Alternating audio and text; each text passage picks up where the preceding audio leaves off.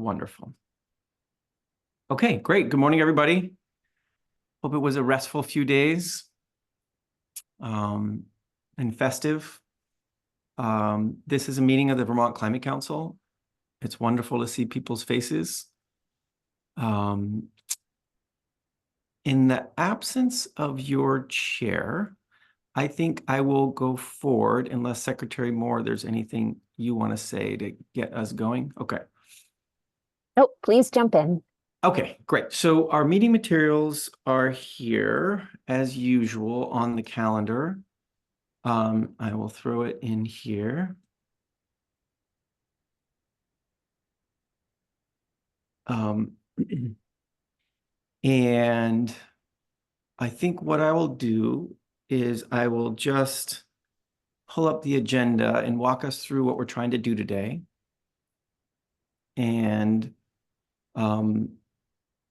from there, we can get going. All right. In terms of our agenda, I'm just going to share my screen with this. Our goal today is to do a couple of things. Sorry, I'm just getting my computers organized this morning. All right, here we go. Our housekeeping things we're doing right now, and we'll approve minutes and things like that. The first thing we're going to do is in this slot that we have at the beginning of every meeting to have a Just Transition reflection moment.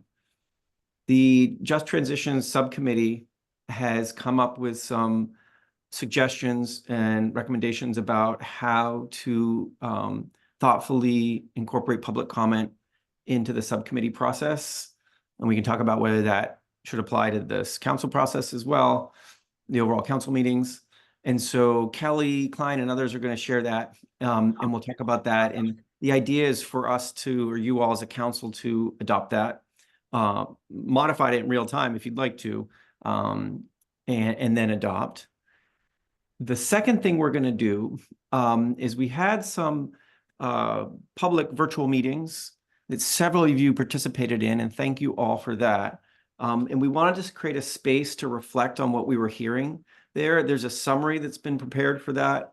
And I think more importantly, just hear from each other about what you took away from that and what you might want to transmit down to the subcommittees for that and for your own process. So we baked in some time to really think about what we're hearing in that virtual public meeting space.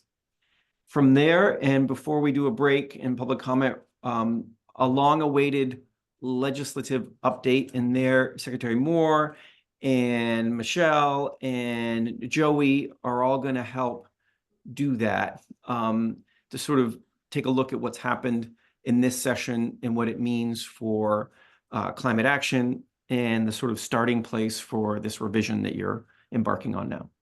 Okay, public comment 12:15, break. Then coming out of science and data is a recommendation to align Vermont with the new EPA guidance on the social cost of greenhouse gases. Some people like myself might remember this. It used to be called social cost of carbon, but now it has a new name. So Jared and the science and data folks will present that. And the idea is that you as a council would formally adopt that.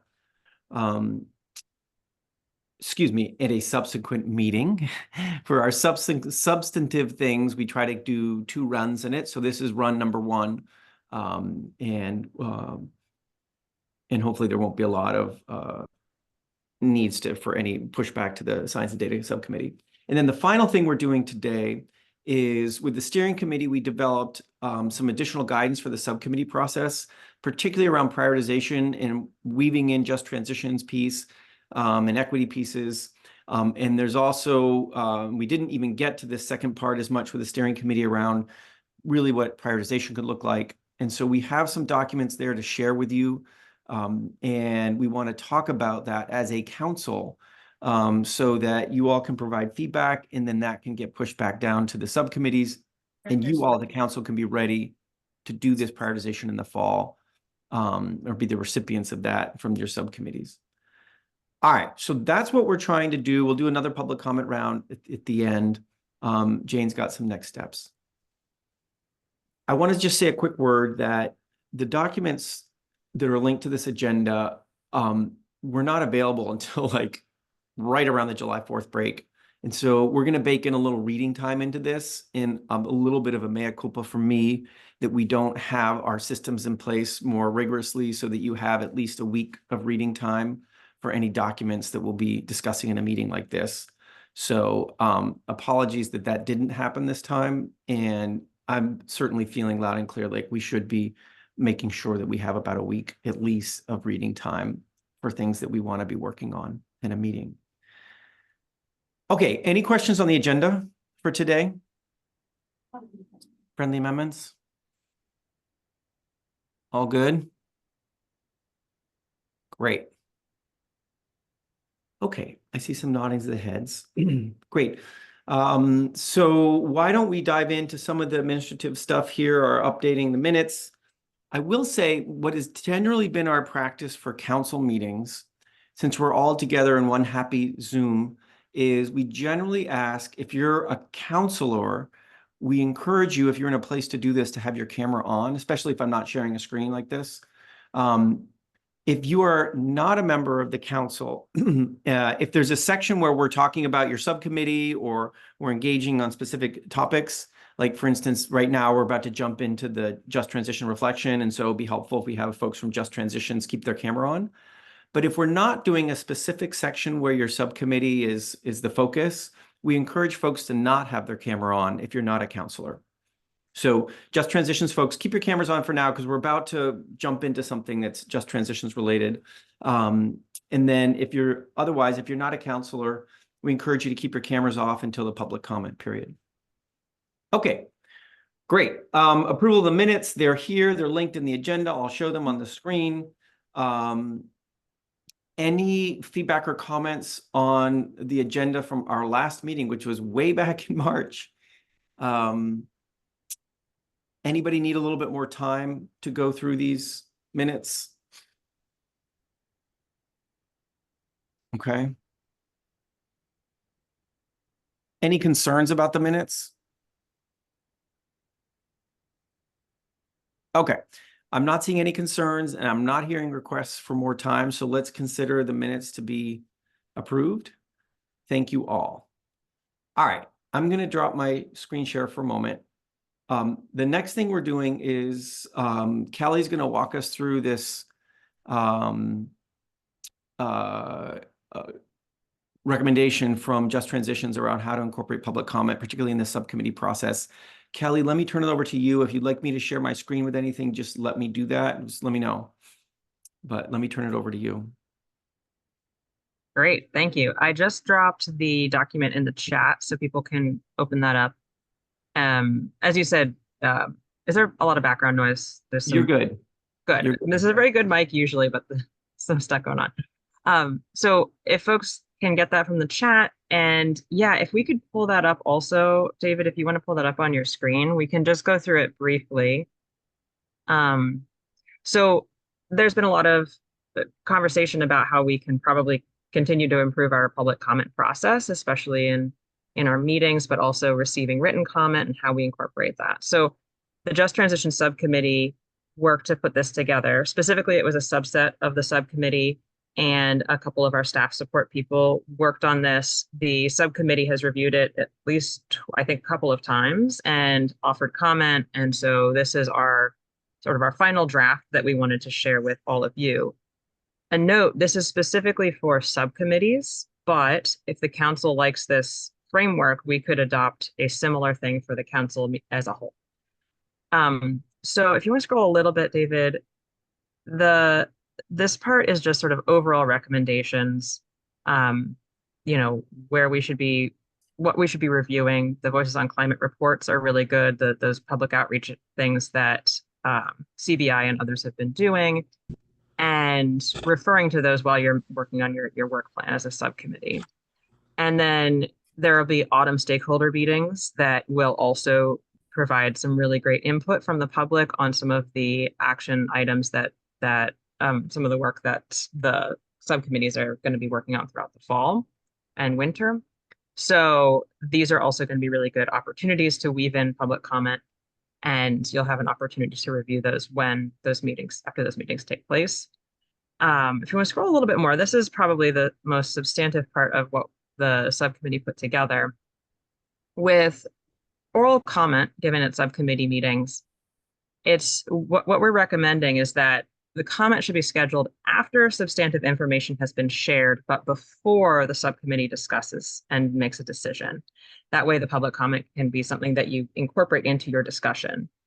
And it's a good idea to talk about those comments as you're going through your discussion and deliberation period. And do your best to build enough time for public comment. If you have a sense that there's going to be a lot of people who would like to share something, try to build in extra time for that. And I think at this point, we'll have a pretty good idea of which things are going to take a lot of extra comment and which things are going to be relatively like, okay, sure, go ahead. No one's going to be jumping in. And obviously we can be surprised, but try to plan ahead for what you anticipate might be issues that public will really want to weigh in on. And then please, just a reminder, and this is for everything, is to try to ensure that you're using plain language so that people can really understand what's being talked about. Sometimes we get really technical and use a lot of acronyms and things. And so just try to make sure that as we're taking notes and publishing things that we use plain language so it's accessible to as many people as possible. So if you want to scroll just a little bit so we can see the during the meeting bullet, so it's good to set clear expectations before we take public comment. Oh, Julie, I do see your hand. I was going to go through it and then maybe take questions or comments from folks afterwards. Is that all right? Or is it time sensitive? Nope. Cool. Great. Yeah, I should have framed that up. Yeah. So I just wanted to give it a quick overview, especially since people didn't necessarily have time to read this ahead of time. So make sure people know if there's a time limit, how long, and explain why there's a time limit.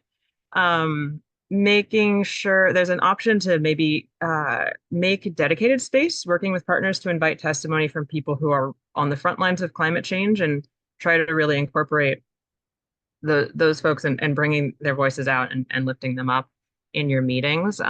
That's a bit of a delicate task sometimes, but that would be something that would be advised by our subcommittee.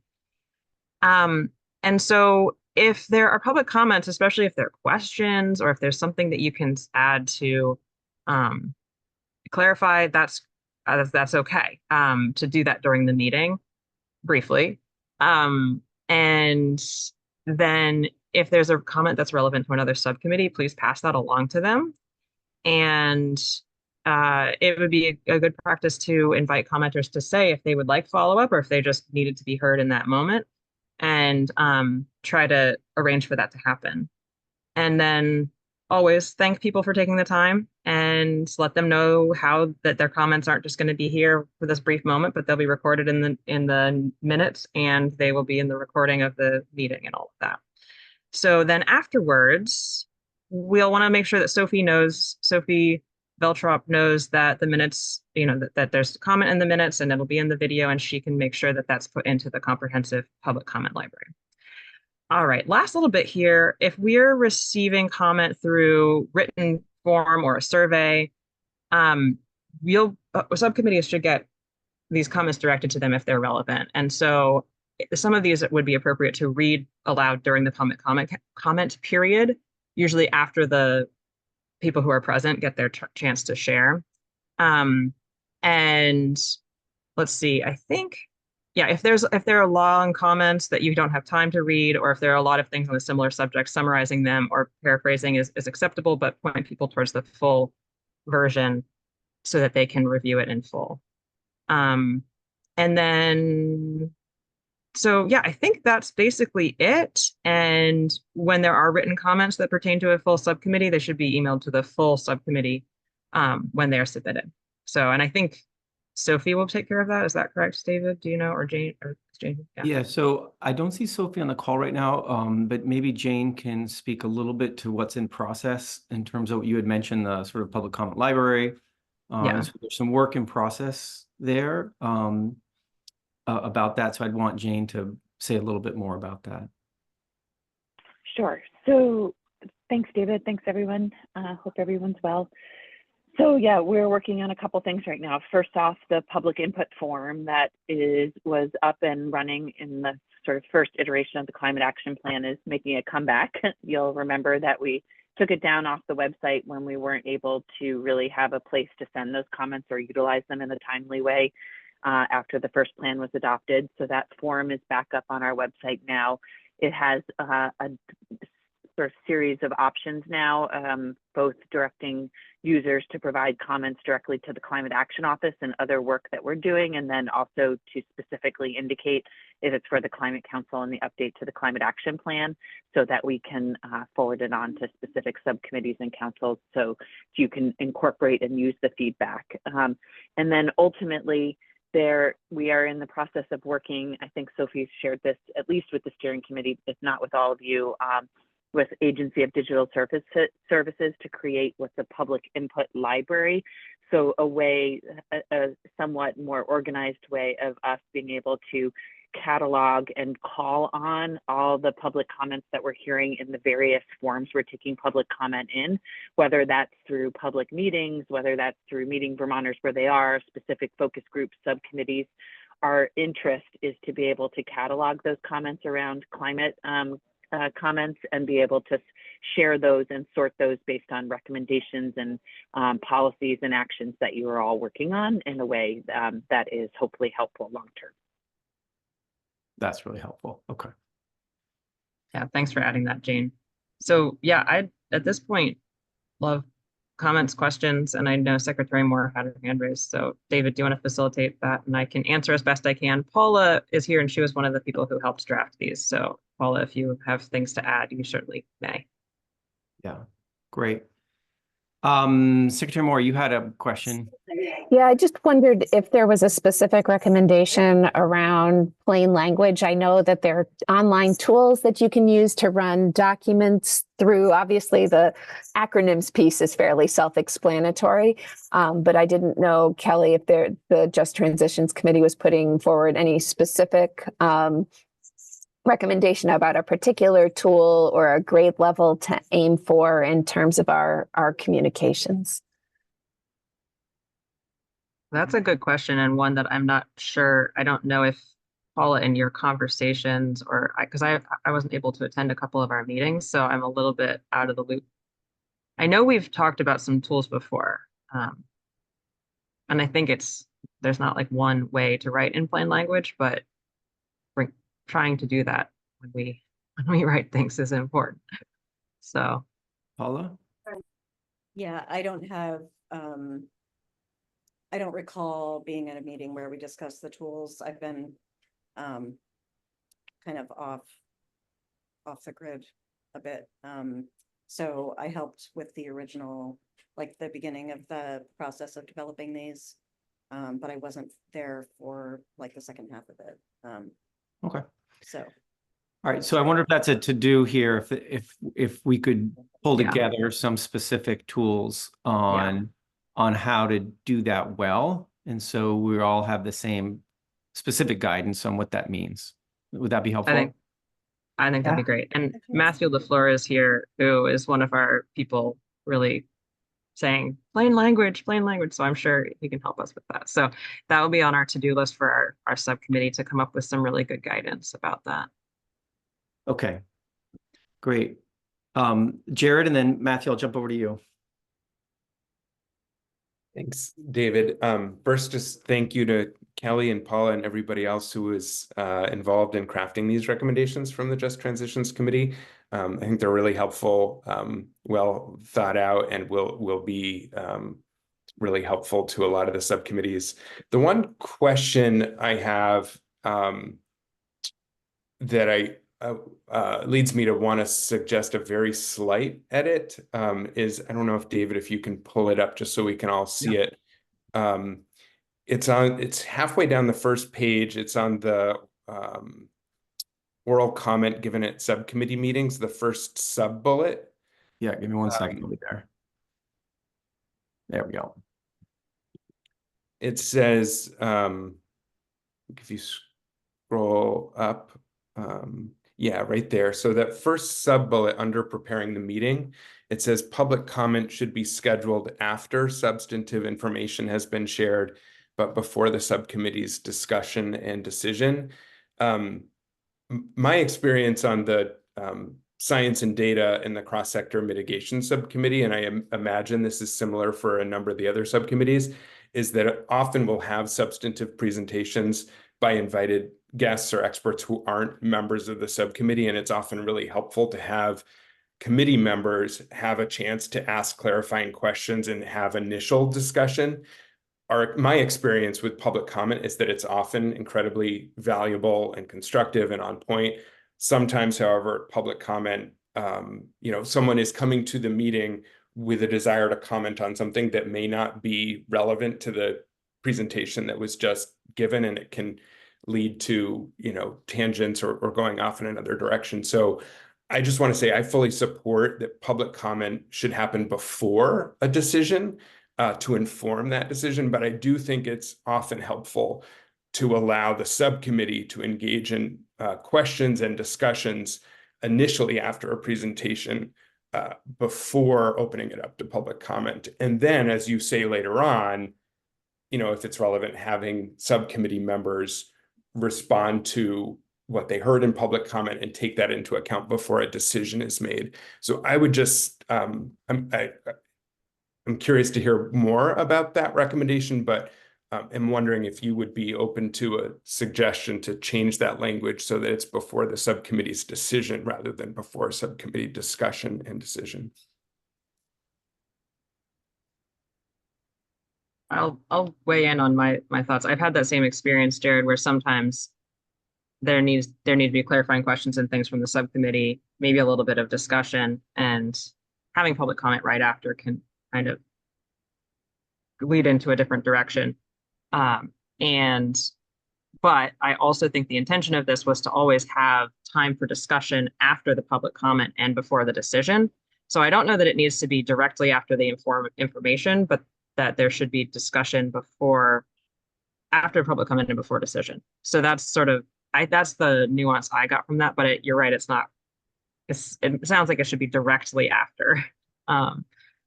Could I make a suggestion on this, which would be you could rewrite this to say after substantive information has been shared and discussed initially, but before the subcommittee's final discussion and decision making, something like that. You think that would fit the bill? I see a lot of thumbs up. Would anybody have concerns if we made that change of saying, after substantive information has been shared and initially discussed, but before the subcommittee's final discussion and decision making? Any concerns about doing it that way? And I'll jump to my other hands in just a sec, but okay. Particularly folks who worked on this, does that still meet the spirit of what you worked on? Okay. Great. Let's do it that way. Thanks, Jared. Helpful. Matthew, over to you. And for folks who don't know you, if you want to just say hi quickly. Greetings and thank you, Kelly, Con, and rest of the environmental staff members, of Vermont statewide.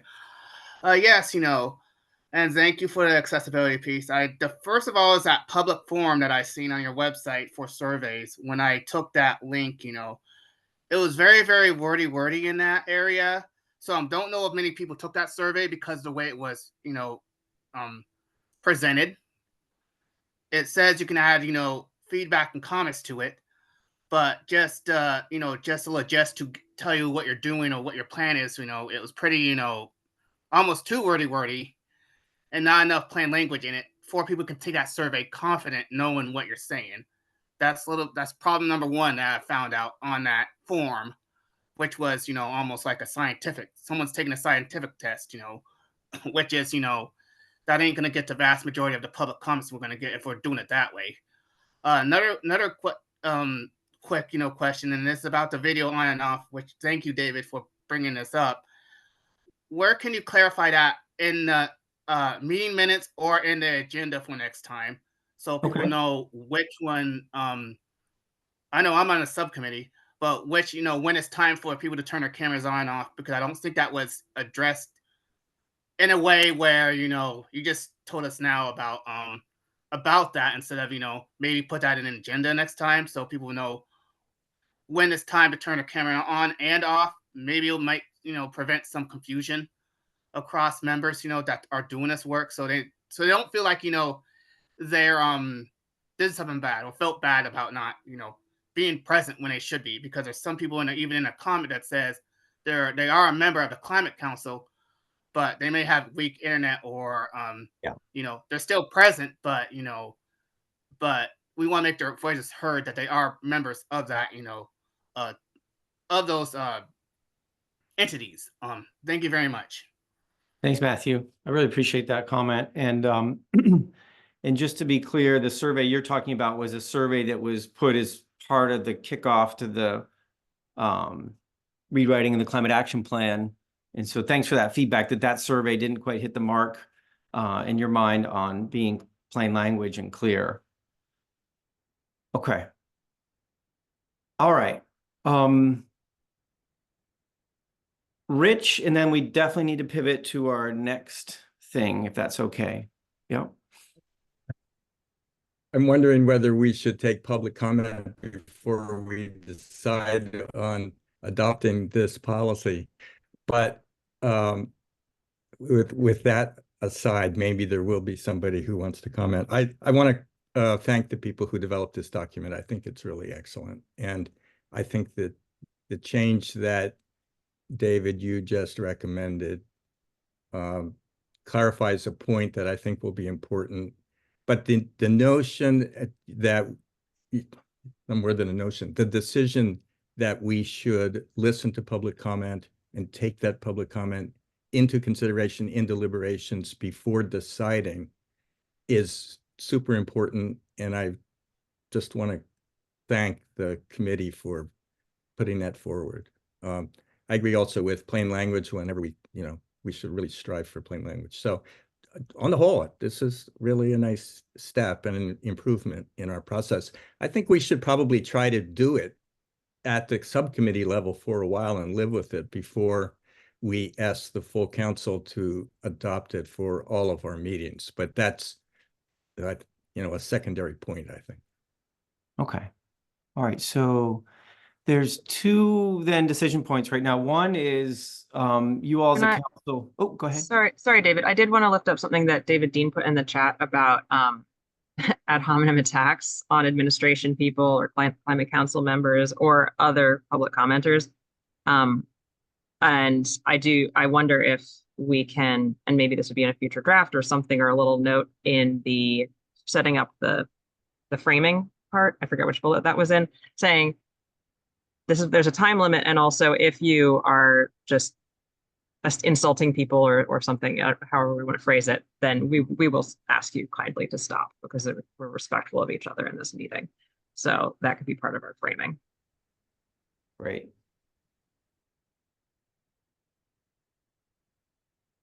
Okay.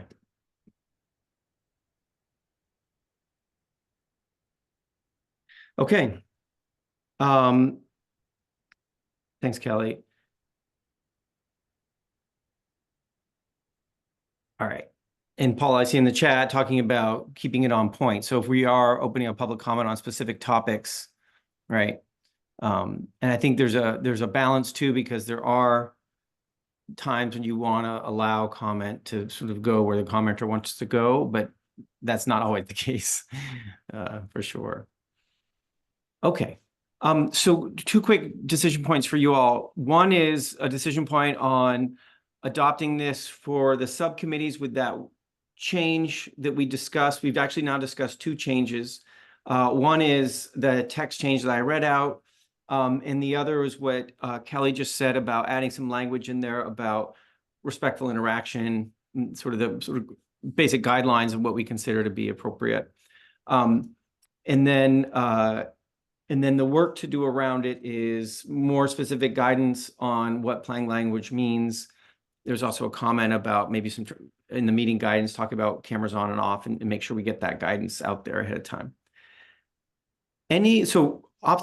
Thing number one is the subcommittees. Thing number two is the council for yourselves. And Rich put a proposal out there, but let's do the first thing. Any concerns about adopting that document with the changes we just did in real time? Anyone have any concerns about that from counselors? Okay. That's great. And I will say we do in particular have members of Just Transitions Subcommittee with us right now. And so I will say, members of the Just Transition Subcommittee, is there anything else that you absolutely want to make sure the council hears as it's making this decision to adopt this document? Anything else that needs to be said? All good? Okay. Great. And then the other piece, as Rich mentioned, is, and Kelly in her intro, like this you could do for yourselves as they counsel. And my sense is the spirit of it is very much where you're at. Does anybody want to suggest we make a decision today about that? Or do folks like Rich's idea of let's let this play out in practice in the subcommittees, and then in our next council, maybe we'll say, oh, that's been great, or these changes would make it better. Let's adopt it for ourselves. Does anybody have a strong feeling right now about taking this on as the council, or would you prefer to wait a few months and see how it goes? Any strong feelings on that, Bram? Not a very strong feeling, but it does seem to me that there's not a great deal of risk in our adopting this for the full council now, and that will provide us sort of more information about how well it works as we get to the next point, when we will have information from both the council and the subcommittees in case there are adjustments we want to make to improve it. Okay. All right. I'm going to jump to Secretary Moore, and Matthew, I'll come back to you in just a second. All right. Secretary Moore.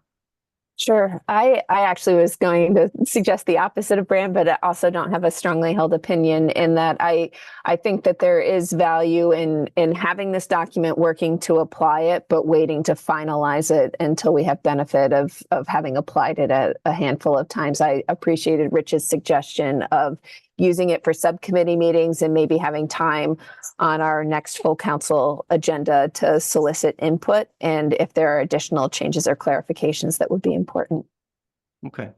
I wonder if the way you want this captured in your minutes would be something along the lines of, you very much like the spirit of it for the council as well as subcommittees, and you're looking forward to have some learning from the subcommittees as you sort of lock in the details of that for yourselves. I like that approach, David. That gets it exactly how I would hope it would go forward. People would use it and then become prepared with feedback or places where clarification is needed as they've applied it. Okay, great. Let me grab Matthew, then Kelly, and then we really do need to switch gears out of this. Matt, go ahead. Matthew, you're up. Yes, I agree with Brian on this one. I think the full council should adopt this plain language model. To me, I work with the Vermont Truth and Realization Commission, which is also a state part entity, which, when equity is applied to everyone, we all benefits. And it will just make us work. And the reason why I'm saying that's a negative, because it's just going to make us more work for us to do. So we won't be able to go forward if we do it that way. It would just cost us more time throughout what we're doing moving forward. So I don't think that's a smart decision moving forward, just to leave it to the subcommittees with the plain language. I think it should be everybody should have a right to have accessibility in plain language. It should be, if it's adopted by subcommittees and not adopted by the climate counselors, then it's just going to confuse everybody. It will just make our job a lot more difficult to move forward with. And right now we need to collaborate now than ever, and to be able to succeed moving forward together. So I don't agree with this method, but I do agree with what Brian says. I think the Climate Council and the subcommittees should, work hand in hand instead of silos. Thank you very much. Thanks, Matthew. Okay. Kelly? Quick suggestion for what we might put in the minutes that would cover all these different thoughts is that we would work with these as in sort of not official recommendations, but use them, follow them, but plan to revisit. I mean, and that's sort of what I think everyone was saying, but not to say, don't do these things until we've tested them in subcommittees. Start using them, we learn from them, but we absolutely plan to review that, see how it went, see if we need to make changes at our next meeting. Okay. Brian, sorry, man. Before you move on, it's Bruce Wilson. Hey, Bruce. How you Yeah, doing? So I think before we move on, I should just, introduce myself. sure.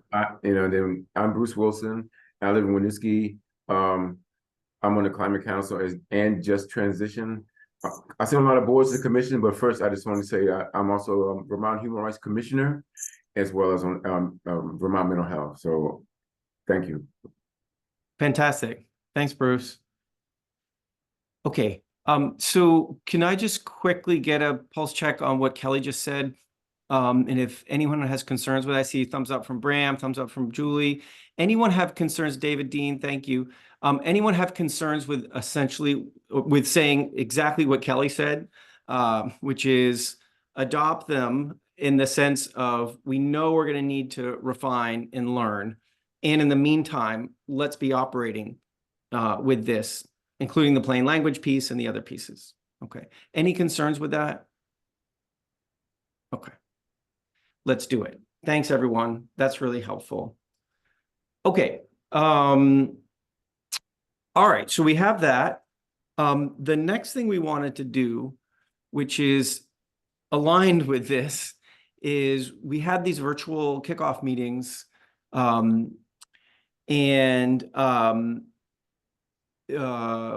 many of you as counselors helped to guide those and be the voices of the council there. So thank you for that. There's a summary of those meetings. And before we jump to the summary, I just want to create a space for those of you that participated in those meetings to say a little bit about what you heard and what's sticking with you from those meetings. And let's just have a quick conversation as a council about it. And because I think it's important to not lose those threads and to all of us together really try to pay attention to what's being said in those spaces that get opened up, like those virtual meeting spaces. So counselors, I know many of you were there. Let me just say, if you were there, could someone take no more than 60 seconds and say, hey, these are a couple of things that stood out to me that I think are important for us to listen to as a council and transmit to the subcommittees if they didn't hear it. Bram, go ahead, please. I will take no more than 60 seconds to say that in those meetings, we should take no more than 60 seconds. Yes, right. So there was a tension in the first meeting, right? Where we spent a little bit too much time explaining things and talking to them, and there wasn't enough time to have the discussion we wanted, right? We learned from that for the second one, I think. I think that's what you're referring to, right, Bram? Yeah. Yeah. So you got to be cautious about that for sure. Things that people heard, whether it's process-wise or substantive-wise, that would be helpful to share back. And I'll share my notes in just a moment from the meetings, but things that are like stuck in your head from this that would be helpful to share with the full council.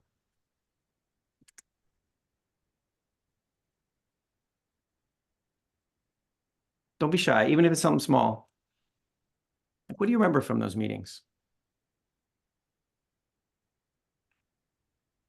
Secretary Moore, go ahead, please.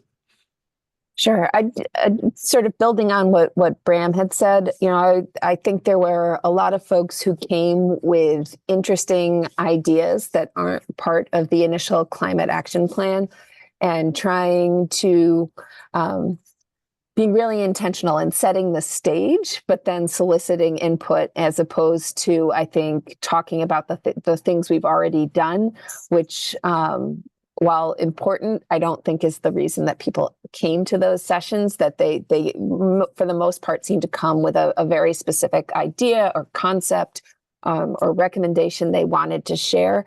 And I think looking for ways that I'm glad the forum is back up, but seeking and creating other opportunities for folks who have those specific ideas to bring them forward and be worked into our process feels really important. Thanks. Thanks, Julie. Kelly? A couple of points that I heard a lot, which don't always stay at the top of our list are a focus on resilience, which I know we've been talking a lot about recently, bringing that to the fore. People want to know that we're going to be building resilience and helping them weather the next weather event. And also the other theme that came up a lot in the breakout group I was in was talking about nature-based solutions, sort of broadly. I know there's other names that fall into a similar category, such as traditional ecological knowledge and things like that. But people talked about wanting to work with nature, not against it, and trying to figure out how we can all live together peacefully with all the other parts of our world, not just humans. Right. Thanks, Kelly. Other counselors who were there, things that stuck out?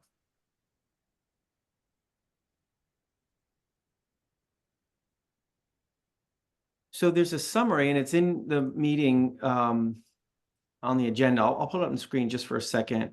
It needs to get a link attached to it. Let me jump over to Secretary Curley, though, while I pull that up. Lindsay, go ahead, please. Yeah, sorry. I was just, same thing. I think I heard, don't, just be careful not to get just focused on emissions, but also to be thinking about resilience and mitigation. And the other one I heard was, be really thoughtful about the cost impact to Vermonters when you're thinking about your recommendations, like really balancing, right, that reasonableness of implementation and how it impacts bringing people along. Yeah. Yeah, for sure. Great. So if folks haven't seen it yet, there is a summary online. It's attached to this this agenda, and I see it's been updated too with a link. That's fantastic. So it just has it has a link to the slides that were used, and then it has a section about what was heard, and that's divided up with the 3 sort of substantive subcommittees that have breakouts. So in the ag and ecosystems over the 2 days, these are some of the big things that were heard, right? The natural systems, nature-based stuff that Kelly was mentioning, specific ideas around wildlife bridges, specific ideas about connecting this to local processes that are already going on. There was, in both meetings, some talk about equitable access to project planning and permitting, engaging communities and sort of community-led initiatives. Food security emerged. And again, comments around biomass and revisiting that, that issue this time around. Rural resilience had a number of points too. I don't need to go through all of these, but these are worth looking at. These are sort of what really bubbled up in those 2 days of meetings. And if folks have other things they don't see here, I would like to know that. This is still a draft here. So a number of things around rural resilience and communication being one of the top things, and about building community support. And then I've changed the cross sector sometimes to call it reduction of climate pollution. And I could see it even just in the way Secretary Curley was talking, using the word mitigation, because a lot of people who are not in this, specifically in this world, use the word mitigation not to mean reduction of emissions. They mean it to mitigate impact. And so that word sometimes get a little tricky in sort of a plain language version of it. So a lot of talk about the things that go around, you know, that supplement incentives, whether that's workforce navigators, it's going to be navigators in communities, high touch support, thinking about the workforce we're going to need, a structure that supports the kind of change that will likely happen. And here's that comment about the cost that you heard Secretary Curley say. All right, so this is here. It's quite short and sweet. Some general comments here, and then next steps. So I do encourage subcommittees, if you're on the phone as well today, like this is the kind of thing you can pull right back into your conversations and start your meetings with this kind of input. Counselors, anything else you'd like to say about that experience?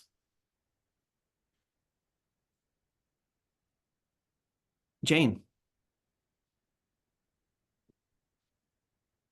I was just going to flag that later on today's agenda, David is going to go through some additional subcommittee guidance that has been put together and approved by the steering committee meeting last month. And that includes a gentle ask requirement to actually hold space at your July subcommittee meetings to actually bring in the comments and feedback that David just walked through, to actually talk about the specific comments relevant to the work that your subcommittee is advancing, and actually think about how that folds into work planning and pushes forward the recommendations that you're hearing from the public. So I just want to draw attention that we're really trying to be very intentional at guidance and direction around, you know, we're doing these events, we're hearing from Vermonters. How do we then make sure that you all show up and like use that in your subcommittee meetings and development of work planning and recommendations? So just wanted to highlight that for a preview for later on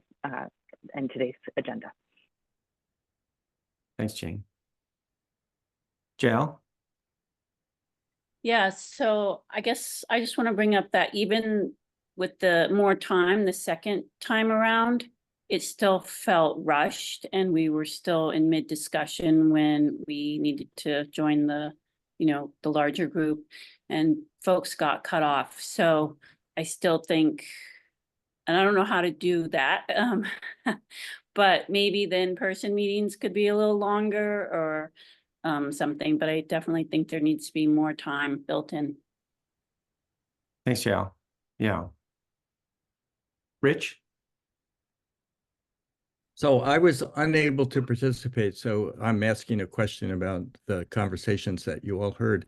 Was there discussion of the overall emission reduction mandate in Vermont, discussion that we should change the mandate?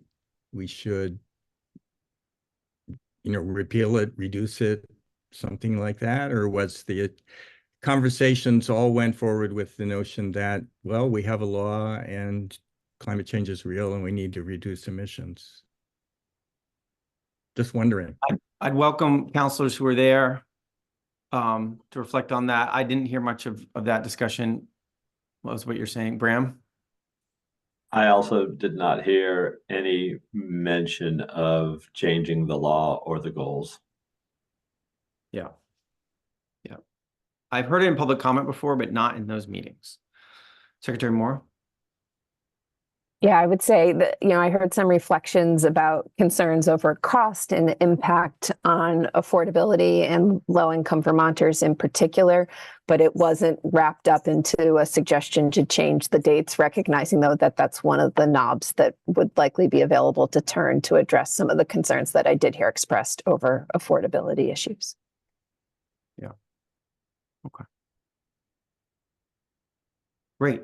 And I do want to, for everyone, I always reiterate this, those public meetings, which were 2 virtual meetings, they had, what was the number? I put it in the document there. It was more than 150 participants overall. And they're one piece of the puzzle about engaging the public, right? The public comment thing Kelly put out there earlier in the Just Transition subcommittees, that's another piece, right? Public comment in the meetings, these kinds of virtual public meetings are another one. There's a whole set of activities we've talked about before that are targeting and going after folks who are not typically involved in these kinds of conversations. So there's focus groups happening and there's showing up at different events. And so there's a whole range of other activities. If you look at Kelly's document, the best practices in public comment, the very top part of that has links to the quarterly summaries from that activity. I'll just show it real quick. All these links show what's happened in those different activities. And so if you're not familiar with these reports, it's really great to dive in them. They're once a quarter kind of thing. And like this one from the first quarter of this year was really focused on these different language focus groups that we did, that the outreach team did. So just to FYI, there is a range of things happening to try to capture voices, and that's intentional. Okay. All right. So thanks, everyone. That's not something we need to approve or anything. I just wanted to make sure we had that comment, that opportunity to talk amongst the council on that. Okay, let's go to the next thing. Leslie Ann, go ahead, please. And David. Thanks, David. So I just had one sort of comment slash question. I think I brought it up in the Science and Data Subcommittee meeting that we had a couple of weeks back. And it was a question about the feedback loop. So we've made tremendous strides in terms of bringing folks in and talking with folks. And my big question is, what happens next in terms of how do we actually continue that conversation? How do we actually provide feedback in terms of listening and ongoing changes? And so that was one thing I just want to put a pin in. The other pin that I wanted to put, it was in some of the summary pieces, but I didn't hear it called out. It's one of the crosscuts that we didn't do so well on last time. It was the question of public health and how all of the changes in climate affect us as humans and affect our health. And so I just want to put that pin back in there so that as we're doing a lot of things across all of our subcommittees, we are part of the conversation too. Yeah. Thanks, Leslie Ann. I appreciate both of those points. Yeah. David? Just quickly, there was just a little pushback in terms of communicating with the deaf, particularly in a situation where we were speaking to a woman who was a signer for the deaf, and it didn't show up anywhere. And I'll say that to get it in these minutes. Okay. We heard you. We will try to do something. Yeah. Right.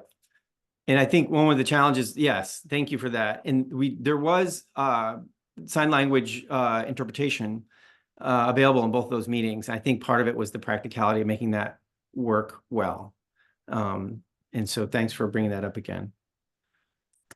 All right. Anything else, folks? All right. Super. And Leslie Ann, I think that's an old hand, right? Just to be clear. Yep. Disappearing now. Yeah, thanks. Super. All right. So next, one more thing before we do some public comment and break. Legislative update. You all as a council have asked for this. It's one of the reasons why we didn't have the meeting in June as regularly scheduled. We needed to let that whole process play out. It has played out. And so now we've got 3 ways that we're going to do this, and help me out, Jane and or Secretary Moore, in the order of how this is going to go down. But my understanding is we've got Secretary Moore is going to talk about a few things from the session. Then Michelle is going to talk about transportation specific things. And then Joey Miller is going to give us an update on some other things from her perspective, because she was been very plugged into the process as well. So I actually don't know if there's an order there, so I apologize. Start with you, Julie. Yeah, I'm happy to start, and I don't know if Jane's in a position to put up. I know she put together a summary slide that probably would be helpful if you're able to put that up. Oh, somebody can put that up.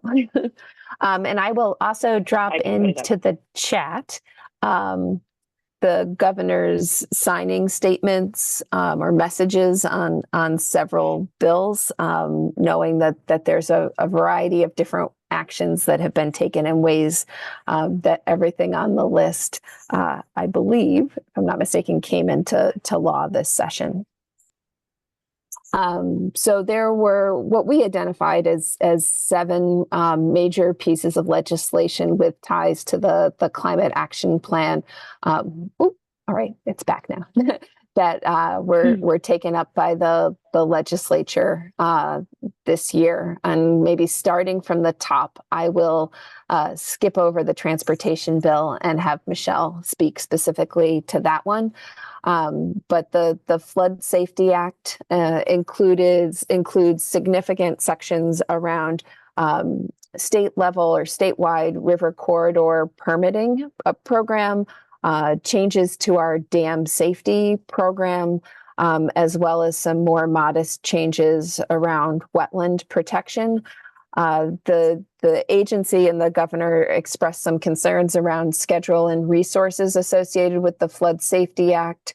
in that the timeline is, I think, actually challenges our ability to do the kind of robust public engagement that we think is necessary, consistent with the state's environmental justice law, as well as many of the just transitions principles, but in general support the goals of the Flood Safety Act. And you will see that reflected in the governor's signing statement. So he did allow that to become law without his signature, with a commitment to come back to the legislature next year with what we think is a more realistic and frankly responsible schedule.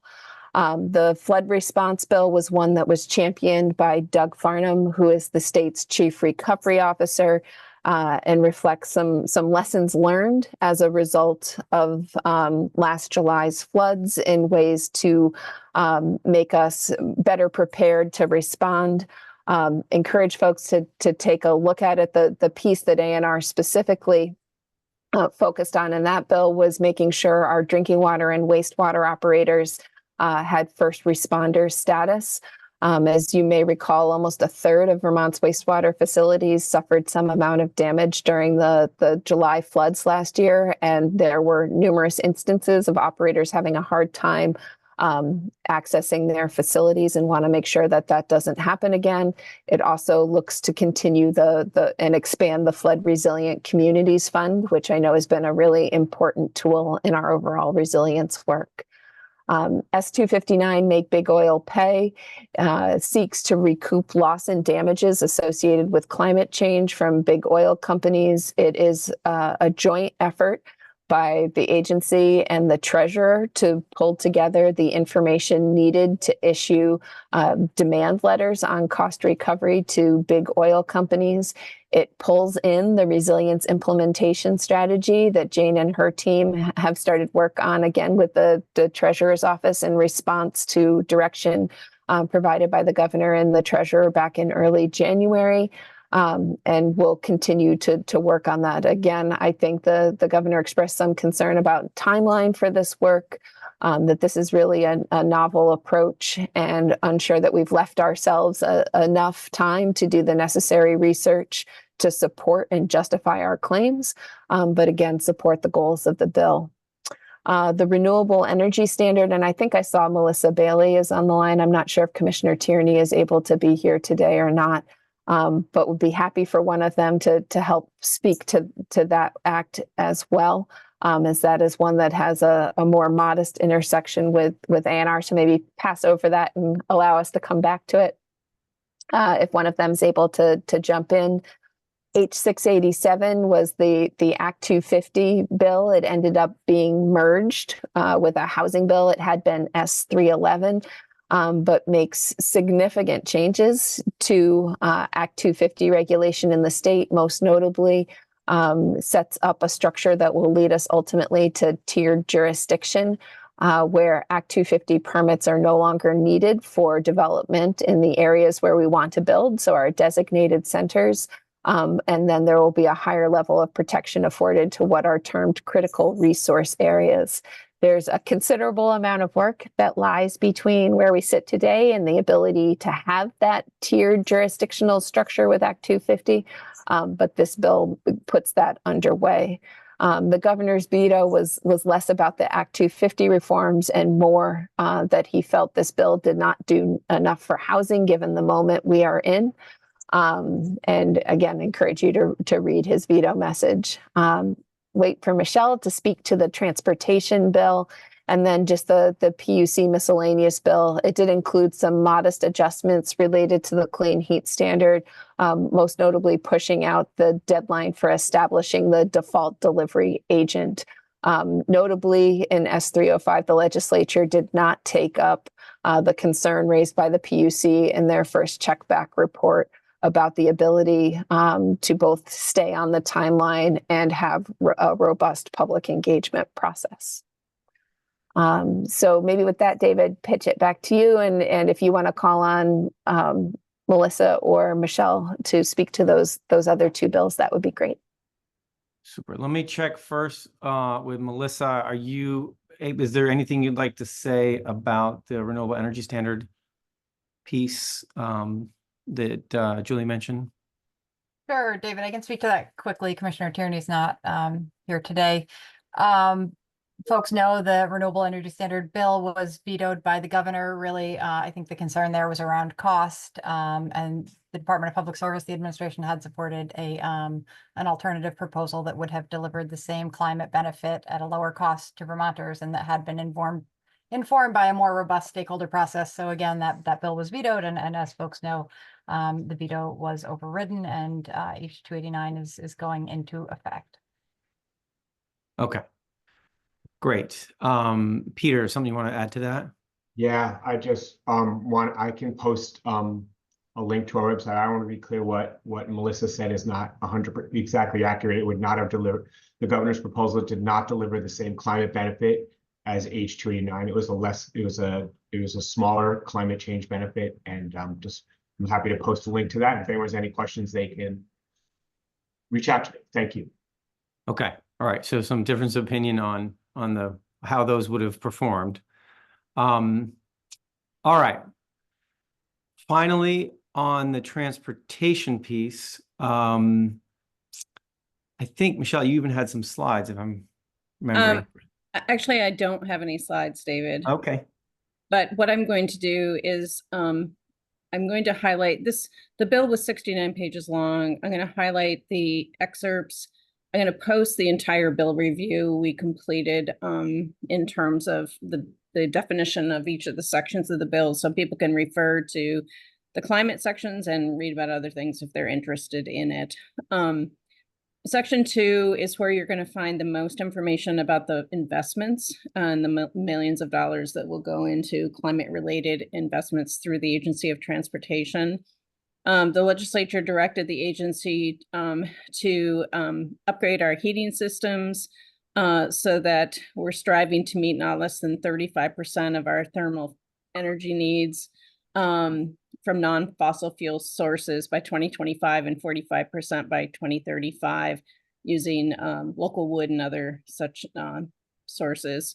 The transit-related section number 9 basically directs the Green Mountain Transit, which is our state's largest transit organization, to begin collecting fares in the urban area by June 1st, which they have done, and also to coordinate with the agency and other community transit, rural community transit providers to evaluate the most cost-effective manner to serve transit needs in both the urban area and the rural area, looking at potentially other types of transit services beyond fixed route to include microtransit and other types of systems. So we'll be hearing more about that.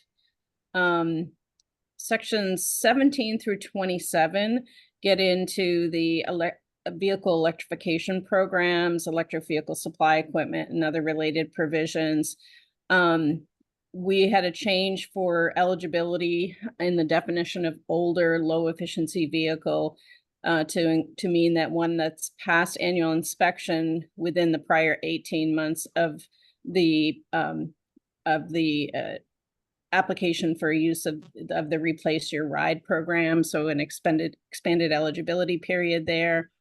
And also allowing for the Replace Your Ride program to have a waiver in the eligibility requirements in times where we have a declared state of emergency by the governor. We found that during the flooding of last year, there were many people who lost vehicles who, whereby we could have provided some support for many households through the Replace Your Ride program, and now we are unable to do so. Also for the vehicle fleet electrification program, the modification to the electric cargo bike base MSRP manufacturer's suggested retail price will now be up to $10,000 for electric cargo bikes and bicycles for fleet purposes, which was $6,000. And then also adding in electric utility terrain vehicles with a base price of up to $50,000 or less. However, only the lease incentives are only for up to 25% of the purchase price, not to exceed $2,500 in your Electrify Your Fleet program. And that's become a fairly popular program for us. There have been modifications to the electric e-bike incentive program related to how we do our audit processes, and also evaluating the design of the program to most cost effectively direct funds to recipients who most need the program. And we also had changes to our requirements for our EV incentive programs to look at the effectiveness of our marketing and outreach, any recommendations on how to better conduct outreach to make sure we have the greatest uptake possible within those programs. Under electric vehicle charging, we have revised goals, which would basically set the goal of having a level 3 fast charging station available to the public within 3 miles of every driving miles of every interstate exit, and 25 driving miles of another level 3 along the state highway system, and that those stations be co-located with other public amenities, restaurants, convenience stores, etc., for a better experience for people using them. We're also going to be providing additional reporting and mapping to help people track the implementation to meet the federal requirements for the EV infrastructure deployment plan, and also our state deployment goals each year until those goals are met. And to file a report on additional efforts to deploy EVSE through any state EVSE grant program, including grant programs to increase access to charging at workplaces, multi-unit dwellings, and other community attractions. And also reporting on infrastructure deployed through the assistance of state and federal funding, and how other jurisdictions, other states, are addressing broken, unavailable EVSE, and any recommendations on how to best minimize the frequency when our publicly funded systems are broken or unavailable. Additionally, we will be working with the Agency of Agriculture and Food Marketing and the Agency of Commerce and Community Development to prepare a plan which will incorporate how to best secure funding to meet the needs across sort of the entire enterprise that are outlined within the Comprehensive Energy Plan and the Climate Action Plan, and directing the Agency of Agriculture to work with other state entities and our partners such as Drive Electric Vermont and the Consumer Protection Division of the AG's office to determine what regulations, if any, should be placed on EVSE that's available to the public, that is owned and operated by an electric distribution utility, and other privately held electric charging stations. How to best ensure consumers are being charged accurately for the electricity they receive, and that vendors are properly disclosing any additional costs that may apply, and then any recommendations for changes to the regulation of charging equipment.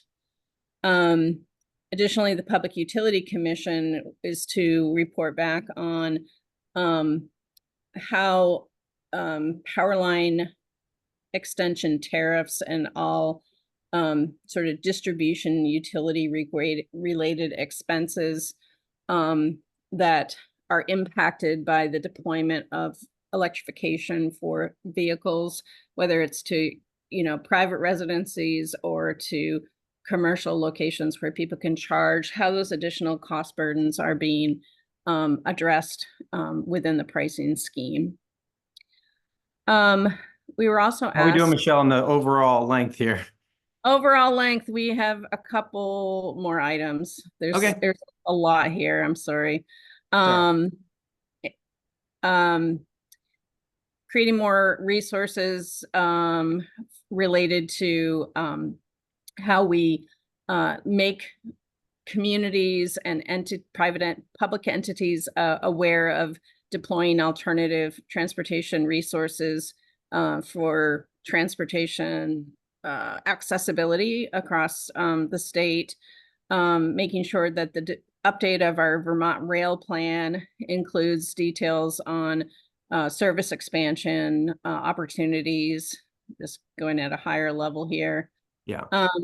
One real important one for this group would be the analysis and report on sustainability options for transportation emissions reduction. And this gets at examining how Vermont may participate in a regional cap and invest program, such as the Western Climate Initiative or the New York Cap and Invest statewide program, adopting a clean transportation fuel standard, and implementing other potential revenue raising carbon pollution reduction strategies.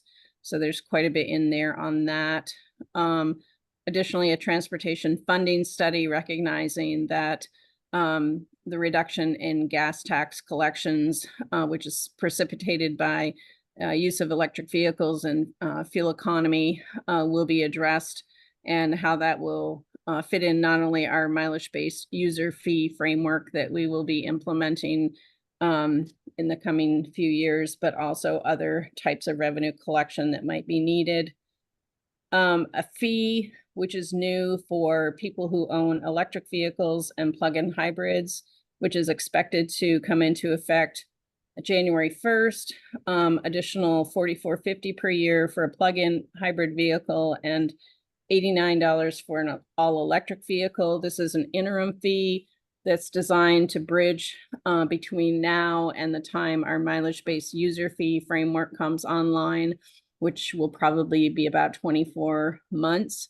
And the proceeds from this fee will be directed towards the EV charging station network expansion. And it's expected that 15% of new electric vehicle sales, 15% of new sales will be electric vehicles at the same time, January 1st, that this is being implemented. Michelle, I'll just, in the interest of time, I want to make sure if there's one or two key things. That's it? Okay. That's it. Nice. All right. So Thank you. there was a ton in that bill, and indeed posted on the agenda is a highlighted sort of annotated version that can go through and help people see that. Thanks for the detail, Michelle. I really appreciate it. Joey, I want to give you a moment here as well. And I'm not quite sure what you had planned, but one of the things I am not sure what had been planned, but I definitely did not come prepared to do a political rebuttal. I just think there's a lot that was, I think there's a lot of detail left out. There's a great information shared and tremendous amount of progress and leadership from the legislature and the administration. I do have a little bit of concern of some of the editorializing, that sort of sharing the governor's perspective without a fuller view perspective of some of the details of the policy and why the legislature was moving forward doing what they did. Although I'm not speaking for the legislature, there's a lot more detail and some things that weren't covered. So I don't really know how to engage. So I'll just turn it over to comment. Yeah, here's my thought on that, Joey. I feel like what would be helpful for a lot of counselors would be if you spent just a minute or two saying the things that were most important in my view about what happened, right? Of all this detail, like, wow, it was really important in this session that this happened. That may be the best thing right now, just to sort of lift it all up to say, when you look at the whole package of things that came out at the end of the day, what's really setting, what's jumping out is mission critical for the work of this council and understanding the council's role. I mean, briefly, I guess I would say that the legislature is taking seriously what the Climate Council has put forward in the Climate Action Plan, also simultaneously grappling with, the confluence of very pressing issues, which on the heels of $1 billion flooding disaster, grappling with some really important flood safety, flood response bills that Secretary Moore laid out. There's far more detail about some of those bills. I can follow up in an ensuing email with a little bit more detail about what is there. And then also in the Climate Superfund Act, making sure that, you know, Vermont moving forward so that Vermont taxpayers are not singularly footing the bill. I think trying to grapple with the immense cost of, you know, deferred action on climate and the immense cost to communities and households that are now dealing with the results of flooding. So that's really important for Climate Superfund. It is big, new, innovative, first in the world, but the goal is to, you know, help the fossil fuel companies, require them to pay for some of the costs of climate-induced disasters and damages. And then, you know, lastly, I think just more broadly, trying to grapple with all the things, resilience, adaptation, mitigation, and the renewable energy standard, important modernization as we move towards electrifying far more things, as Michelle just outlined, moving towards diversifying and electrifying our you know, vehicle fleet, really important. So we need a backbone upon which to build. And so the res modernization is really good and important. And then I think in the miscellaneous PUC bill, for example, the legislature just trying to respond from what they're hearing from folks on the clean heat standard and how to make sure that, you know, that process moves forward with integrity. That is underway, and the legislature will have the ability to weigh in on that policy next. And then really importantly, in two other things, in the miscellaneous PUC bill, there is an analysis of an energy cost stabilization study built on a ratepayer protection study, which is really looking at how do we help Vermonters reduce energy use, reduce reliance on fossil fuels, but cut energy costs, not just, you know, looking at rates singularly, but how do we help reduce energy burden for low to moderate income Vermonters in particular. There's also going to be an analysis related to the renewable energy standard, but how do we deploy more solar for affordable housing and community solar, et cetera. And then lastly, I think really important and embedded in some of these bills is how do we leverage the Inflation Reduction Act and other federal funds? So we have a massive moment in time where there's unprecedented federal funding. How do we really maximize those dollars? So that's embedded in many of the bills. You heard Secretary Moore, Michelle, and Melissa walk through. So I didn't really know how this is going to go, but that's a little bit of perspective, and happy to discuss more, and I certainly will follow up. Thanks, Joey. Okay. All right, folks. That's some overview of what's happened. It sets the stage for the work of the subcommittees. It sets the stage for you in the priorities and an update to the climate action plan. We're running a little late, so I'm going to pause there and say, let's do public comment. If we have any public comment, we'll take a break. We'll come back. But let me pause now. If someone's been joining our call today and is not a member of the Climate Council, now's a good time to weigh in on some of the things we've been talking about this morning. So I'll just pause. If usually you can find your hand raised in the reactions tab at the bottom, that little up arrow and reactions. Any folks from the public?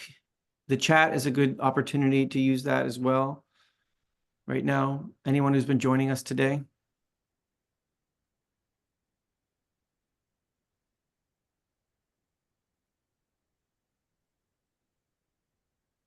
Okay. I am not seeing hands. All right. So why don't we do this? Why don't we take a break?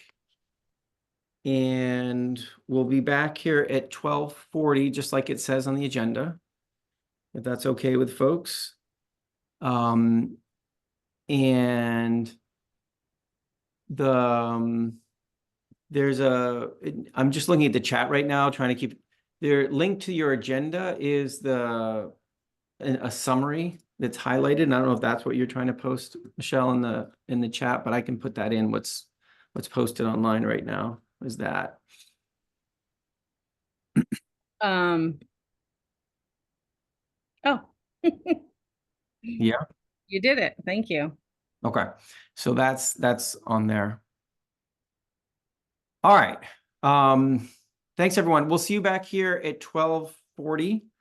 I'm going to drop my camera, drop my audio. We can pause the recording and we'll see you back here at 12:40 to pick it back up.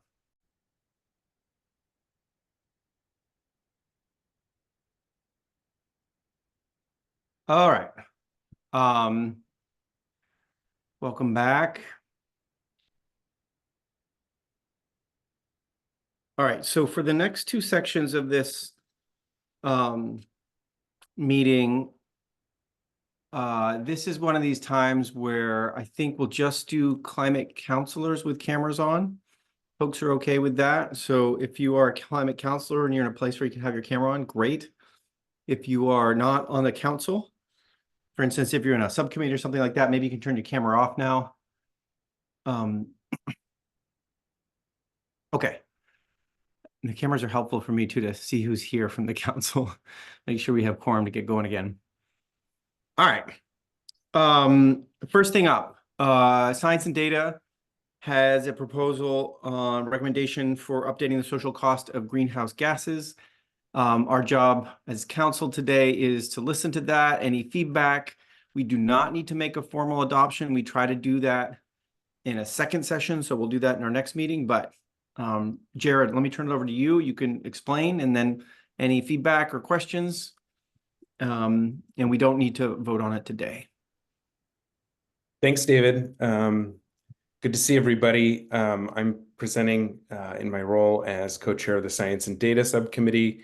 My fellow co-chair Colin is also here, and there are other members of the Science and Data Subcommittee who may want to add information as we go through. I think this is fairly straightforward and will be familiar to a number of folks who were involved in the first climate action plan, but since we have a number of new counselors and subcommittee members and members of the public joining, I wanted to, I think the best thing to do is just to walk through the memo. And I don't know, David, if you're able to pull that up to share it. Give me one sec.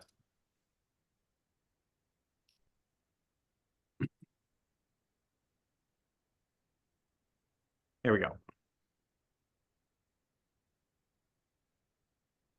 Great.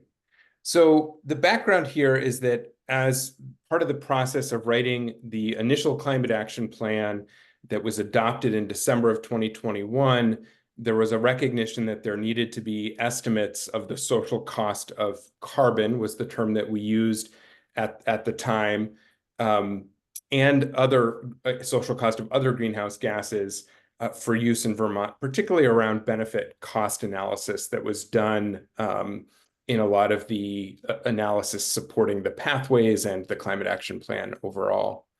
And maybe I'll just pause on that, the difference in the terminology, social cost of carbon versus social cost of greenhouse gases. So carbon dioxide is the most prominent greenhouse gas in the atmosphere. About 80% of greenhouse gases are in our atmosphere are carbon dioxide. So often what folks focus on is the social cost of carbon or the social cost of carbon dioxide, but there are other important greenhouse gases, namely methane and nitrous oxide, for which estimates have also been developed of the social cost of emitting those gases or the net benefit of not emitting them.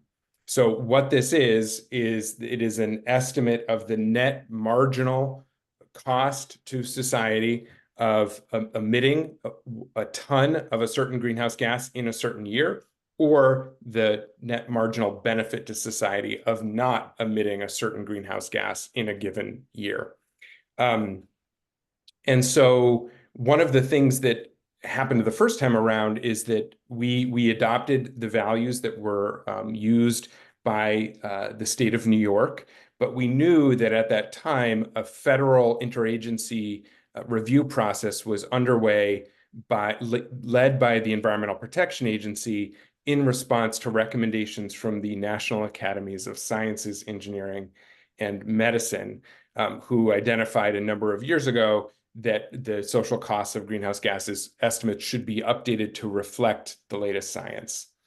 And so, one example of how the social cost of greenhouse gases that was adopted in the first climate action plan was used is that the Agency of Natural Resources utilized those estimates in the rulemaking that advanced for Advanced Clean Cars 2, Advanced Clean Trucks, etc. And then, and that happened in 2022.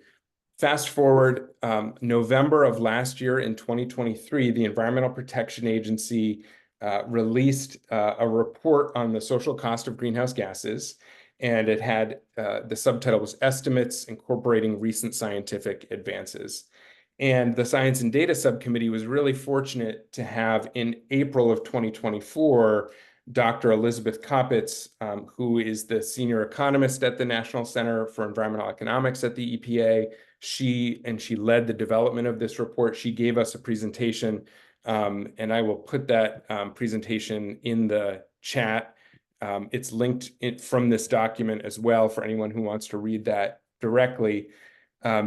This memo shares, if you scroll down, David, the executive summary of that EPA report.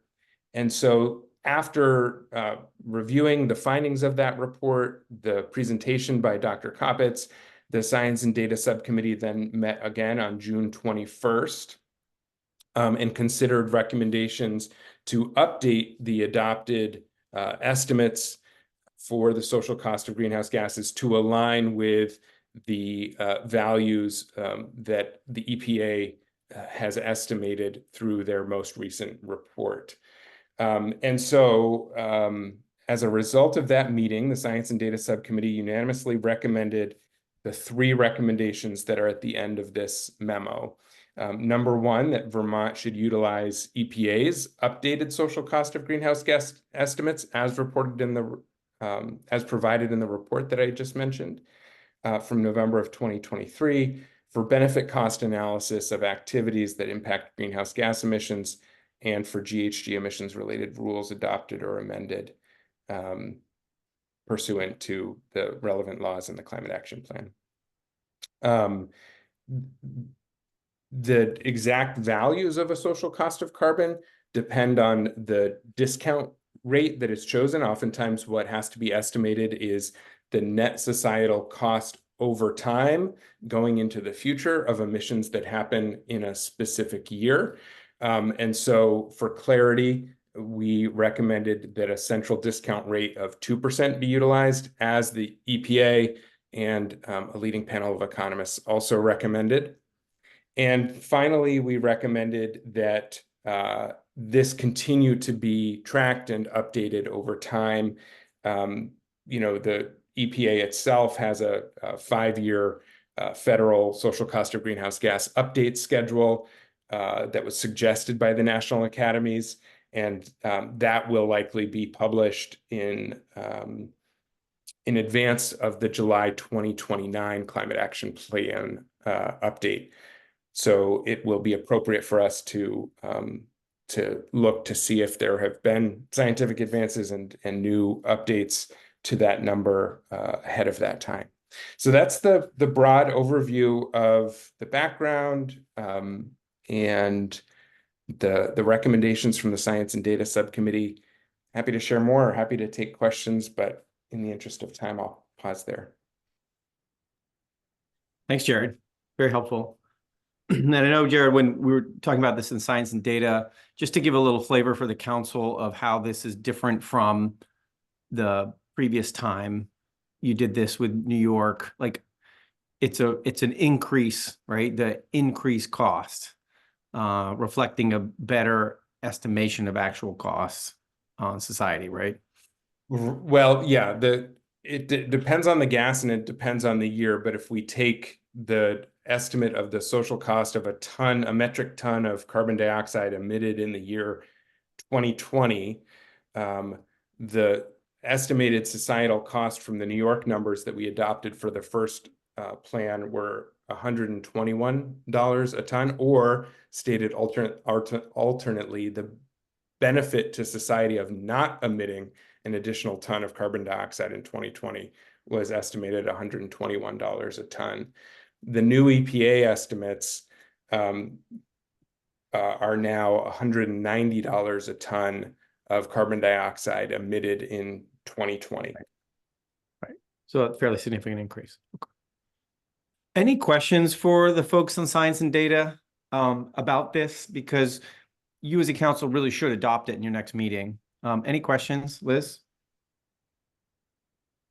Yeah, just for total clarity on what you and David just discussed, both of those are 2% figures using Yes. a discount rate back to 2020. Okay, great. That's correct, Thank you. using that central discount rate. Thanks, Liz. Graham?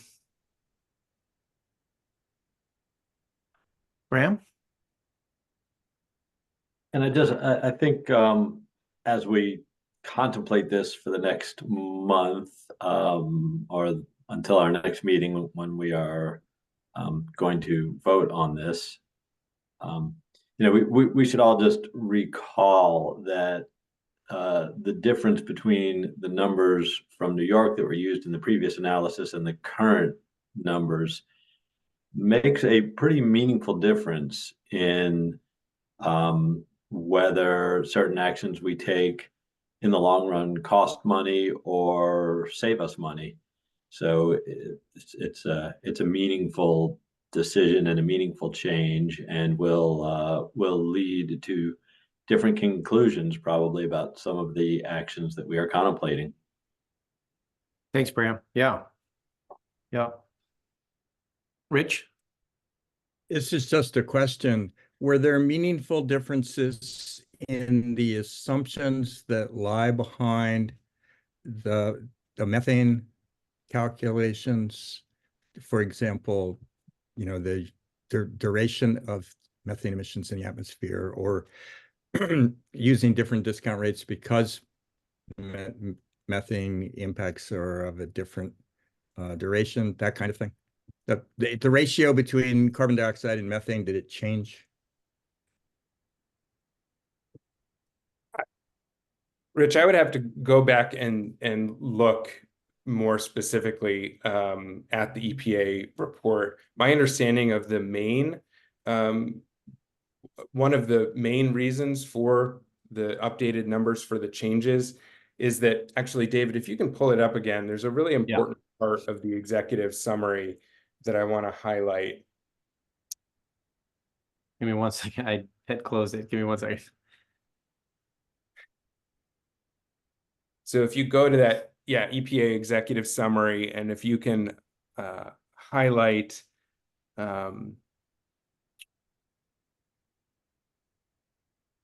the sentence that begins "in practice." In principle. But I have it in principle, so I'm not seeing in practice. So a little farther down, I think it's the 4th line from the bottom on your Here we screen. go. Yeah. Got it. So theoretically, a social cost of any greenhouse gas would account for both the total costs and benefits, and give a net value of those net costs or benefits to society. In practice, there are modeling limitations that make it so that there are a number of what are called damage modules that have not yet been incorporated. The costs of flooding, for instance, mortality or deaths are addressed, but morbidity or the effect of illness and disease is not yet incorporated. Actually, Breck Bowden from our subcommittee did a really good summary of which damage modules were incorporated into the estimates versus which ones do not yet have estimates associated with them. So, EPA themselves say that the estimates are inherently, therefore, only a partial accounting of climate change impacts, and likely underestimate the marginal benefits of abatement, or you could say the marginal costs of further emissions. So one of the reasons that those the numbers from 5 years ago or 4 years ago to today have changed is that those damage modules have improved in their calculations, and additional damage modules have been added to the estimation process. Thanks, Jared. Secretary Moore? Thanks, David. A couple of questions or comments. One is, and apologies that I missed the last Science and Data Subcommittee meeting, but recognizing there's a federal election on the landscape and some potential that the new administration would back away from some of this work done by EPA. I wonder if there are ways to frame this or cite this that go beyond EPA. I appreciate the references to the National Science Foundation, but also think just making sure that we frame this in a way that withstands or anticipates future scrutiny or future change in direction at the federal level, so that we don't end up finding ourselves, if the next administration produces somehow a dramatically lower social cost of greenhouse gases, that we're need to contemplate that. And I don't have specific suggestions for how to do that, other than I wonder if there are other references to that should be noted in this document beyond EPA's specific estimates. And then the other one is a question I've been asked on several occasions, and I wonder if this is something the council shouldn't take up, which is the social cost of carbon or social cost of greenhouse gases isn't necessarily something individual Vermonters feel in their pocketbooks, and how we both show the cost, the direct cost impacts, as well as some of these, what I guess I would term indirect cost impacts or socialized cost impacts, and how we build that narrative. And just reflecting back on some of the conversation we had earlier about plain language and how we can help explain the social cost of carbon and how we're utilizing it in our decision making going forward, I think is an important and really technical and complicated piece of work. Thanks, Julie. If it's okay, just a quick just real quick. Yep. Response to what Secretary Moore said. It was really important to us as a subcommittee that the recommendation is based on the best available science and the specific report that was released by the EPA in November of 2023. So we do not say that the recommendation is to use whatever a future EPA establishes as a social cost of carbon. We say that the recommendation should be based on the best available science, and the specific link is to this report from November of 2023 and the established values in that report. So if there was a challenge to the scientific integrity of the process, and the EPA, for instance, adopted different values for political reasons rather than scientific reasons, our social cost of carbon would of greenhouse gases would remain the ones that are in this 2023 report that followed the recommendations of the national academies. And then we say, in terms of future updates, that we would only update our recommendation based on the best available science at the time. So it doesn't bind us to a different number that may be chosen for a political reason rather than a scientific reason. Is there any way to link this more closely to the national academies and maybe a little less closely to EPA? My understanding is that the national academies makes recommendations based on methodology that are then pursued by an interagency working group led by the EPA. I don't know. There are other organizations out there that are independent of the federal government that have made estimates of the social cost of greenhouse gases in the past. Resources for the Future, for instance, has done that. But I feel confident in that the recommendation is very specifically to those established values in the November 2023 report, rather than whatever they may become in the future. Okay. And I saw Leslie Ann put her hand up. And Leslie Ann, did you want to follow up on that specific point? And then I'll jump to Bram after you get a chance to follow up on that specific point. I did. Thanks, David. And I think it's a very fine line, and we may need to sort of tweak the language a little bit. because it's very important to point back to all of this originating with the National Academies of Science, Engineering, and Medicine report, because that's sort of like the baseline. It's the overarching piece that all of these studies flow from. And so if you wanted to point back to where all of this originated, it's the academies, right? And so all of these other agencies then follow along. All of academia follows along. All of industry sort of follows along. So to address Secretary Moore's point, maybe we can just sort of finesse the actual language in the memo to sort of go back to the point that it is the NAS that we're sort of stopping as a baseline. Nice. Okay. Thanks, Leslie Ann. Bram, sorry about that. No, I very much appreciate both of Secretary Moore's points, and think we need to acknowledge on her second point the fact that the social cost of carbon is a somewhat abstract concept, and even more specifically, the social costs of carbon that we emit in Vermont are not entirely borne by Vermonters. But the financial cost of reducing those are borne by Vermonters. And, I think we have to acknowledge that somewhat uncomfortable fact and figure out a way to discuss it in a way that makes sense to people. There are certainly direct benefits to Vermonters in terms of better air quality and less asthma and all the other things that happen, and other health effects of pollution. But again, some of those benefits will float out of the state, and the costs will tend to be rooted in the state. Right. Thanks, Brown.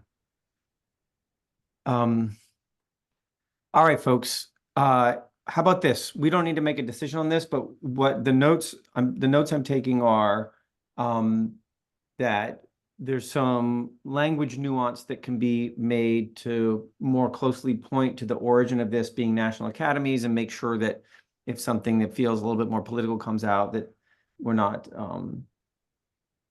subject to that kind of change.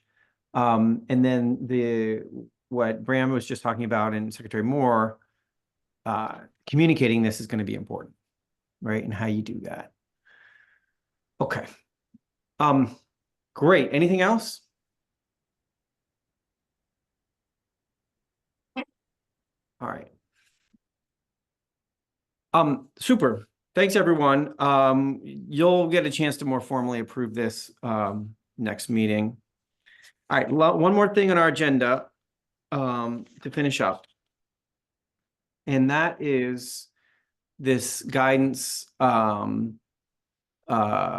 document, additional guidance document. And it's attached to the agenda, and I'll put it in right now. Because this didn't get posted until quite recently, and in fact, there's still a glitch. Hang on a second, I just need to update my screen. Hey, David, use the one on the agenda. Oh, okay. Linked from the agenda. Thank Sorry. you. I'm still having email computer problems. Okay. Thanks. So I'm just going to drop this in the agenda right now, in the chat right now for folks. Give me 1 second. So because we were late in getting this to you, I want to do a little quiet reading moment here for folks to get a chance to just sit with this document. There's another document we're going to share with you, which is a PowerPoint that Jane and I can walk through in just a moment. But before we do that, I want to give folks just a chance to sit and read what I just dropped in the chat. If anybody's having a hard time opening that in the chat, let me know, please. I can share my screen with it as well. But if folks are okay with this, let's just be quiet for 5 minutes or so. It's not a long document. It's mostly bullets. And let's just read this.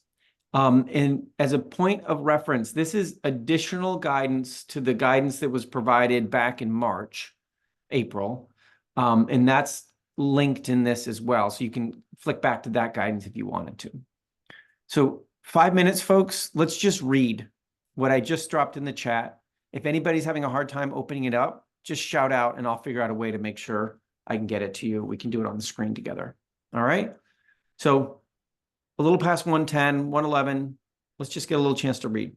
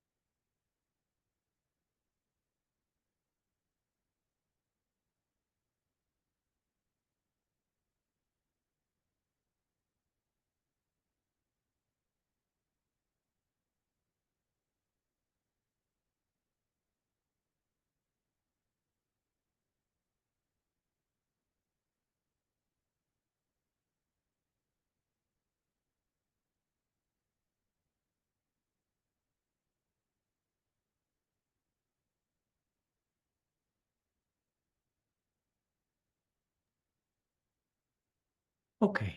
Anybody need a moment more? It's fine to shout out and say yes. Okay.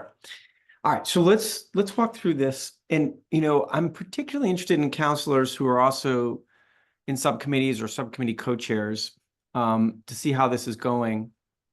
The intent here is to help subcommittees really understand a path, and in particular, how to weave in some really important things, like how do we weave in just transitions, guiding principles throughout this process, right? When are we going to start doing prioritization, right? How is that going to work, right? When can I tap some facilitation resources, right? What needs to happen over the summer, that kind of thing. So that's the intent of this guidance. What I'd love to hear from subcommittee co-chairs, if we have any on the call, I can see we do. When you look at this, how has it gone so far? What's helpful? What might, what could be clearer? I'd be interested for folks to reflect on that. I know there's been some meetings over the last month and a half that have started to pull in this kind of thinking. So in particular, subcommittee co-chairs, but counselors in general, some quick reflections on this document, what's working, what's not working, any thoughts you have about it. Let me start there.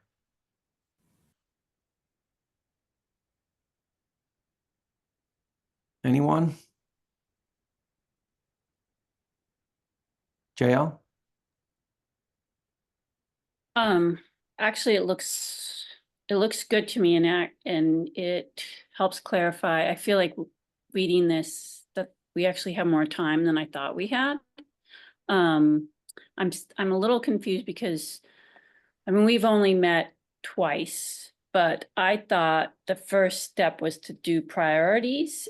But from reading this, it looks like the first step is to look at gaps and then to do priorities. So I just want to make sure I'm reading that correctly. Yep. Certainly that's the intent. And I think ag and ecosystems is somewhat different than others just in terms of what you have for existing content and the sort of very large number of existing pathway strategies and actions you have. So it could be that gaps aren't such a big thing for you all.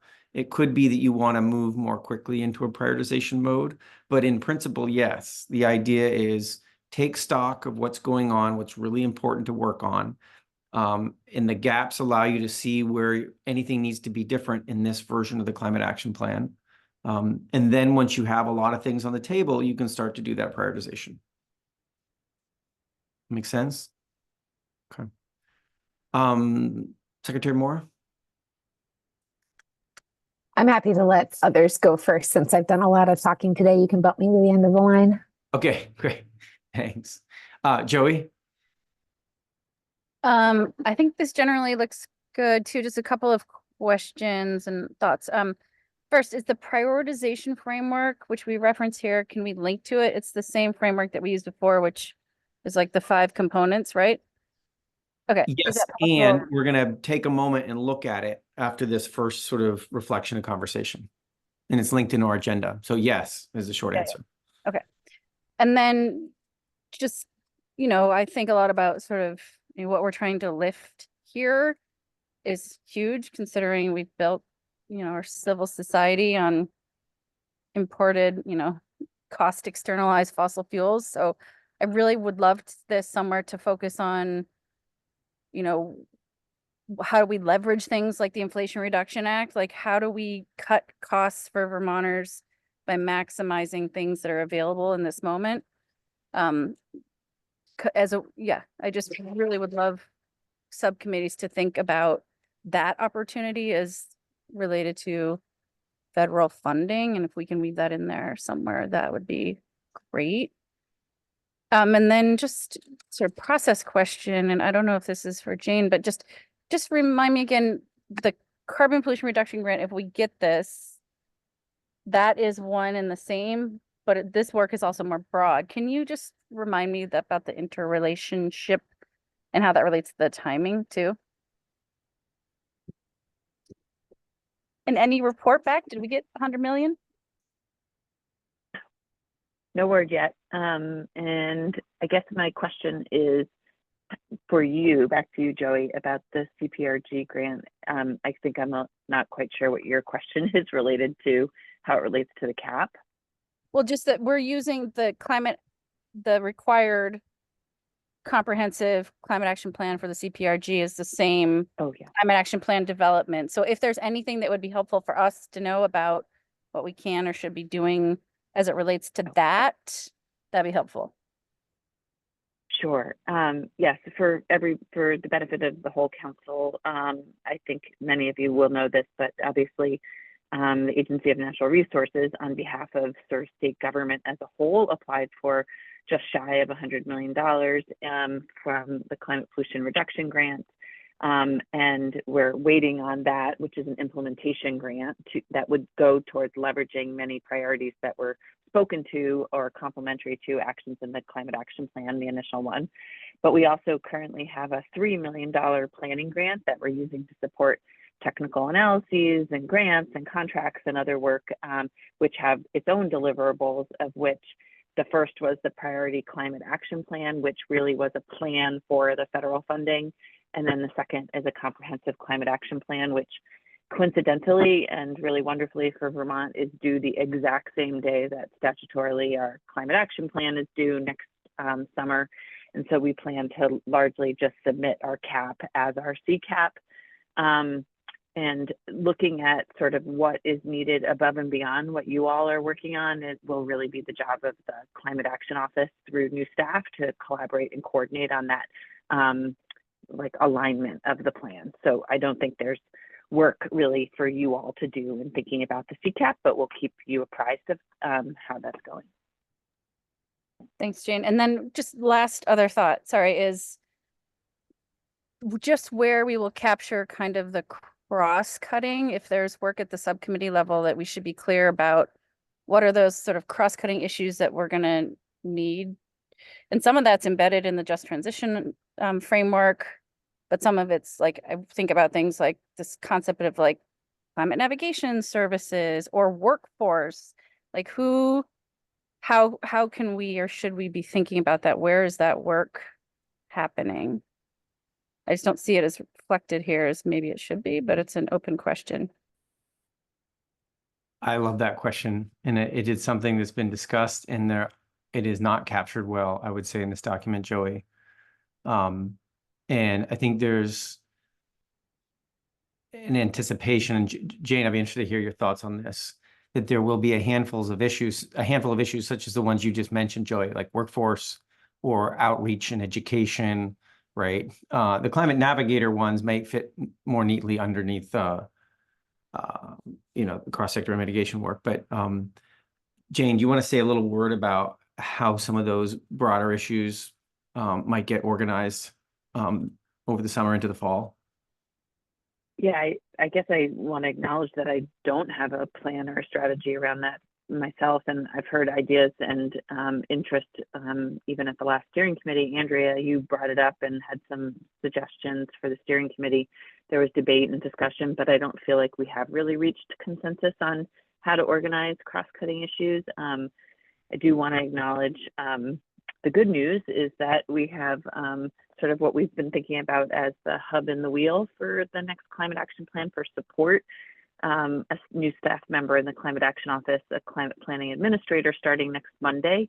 And in typical multitasking fashion, I was just drafting an email to co-chairs and steering committee members suggesting that, which we don't have scheduled, the next steering committee meeting would be a nice place to really come back together, really identify, thinking about where there's processes, templates, and needs that that position can really help support moving forward in the next, over the summer, so that we're ready in the fall as that comes up. And I think that process around cross-cutting issues is one that needs to sort of be identified, how we're going to deal with that sooner rather than later, understanding it was challenging, even the last plan. Okay. So I would say in summary of that, Joey, it's a gap, right? To really name it. and make a plan about how to address those issues. So it sounds like a project for the steering committee to take on right away.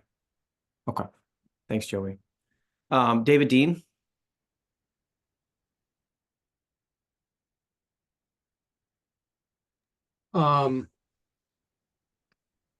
As I was reading through this, I was drawn back to technical analysis in terms of what it is we're supposed to be doing now.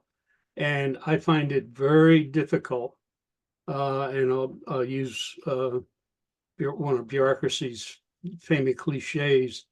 I find myself at the end of a fire hose trying to absorb information, keep it straight, carry it forward into the next level of engagement.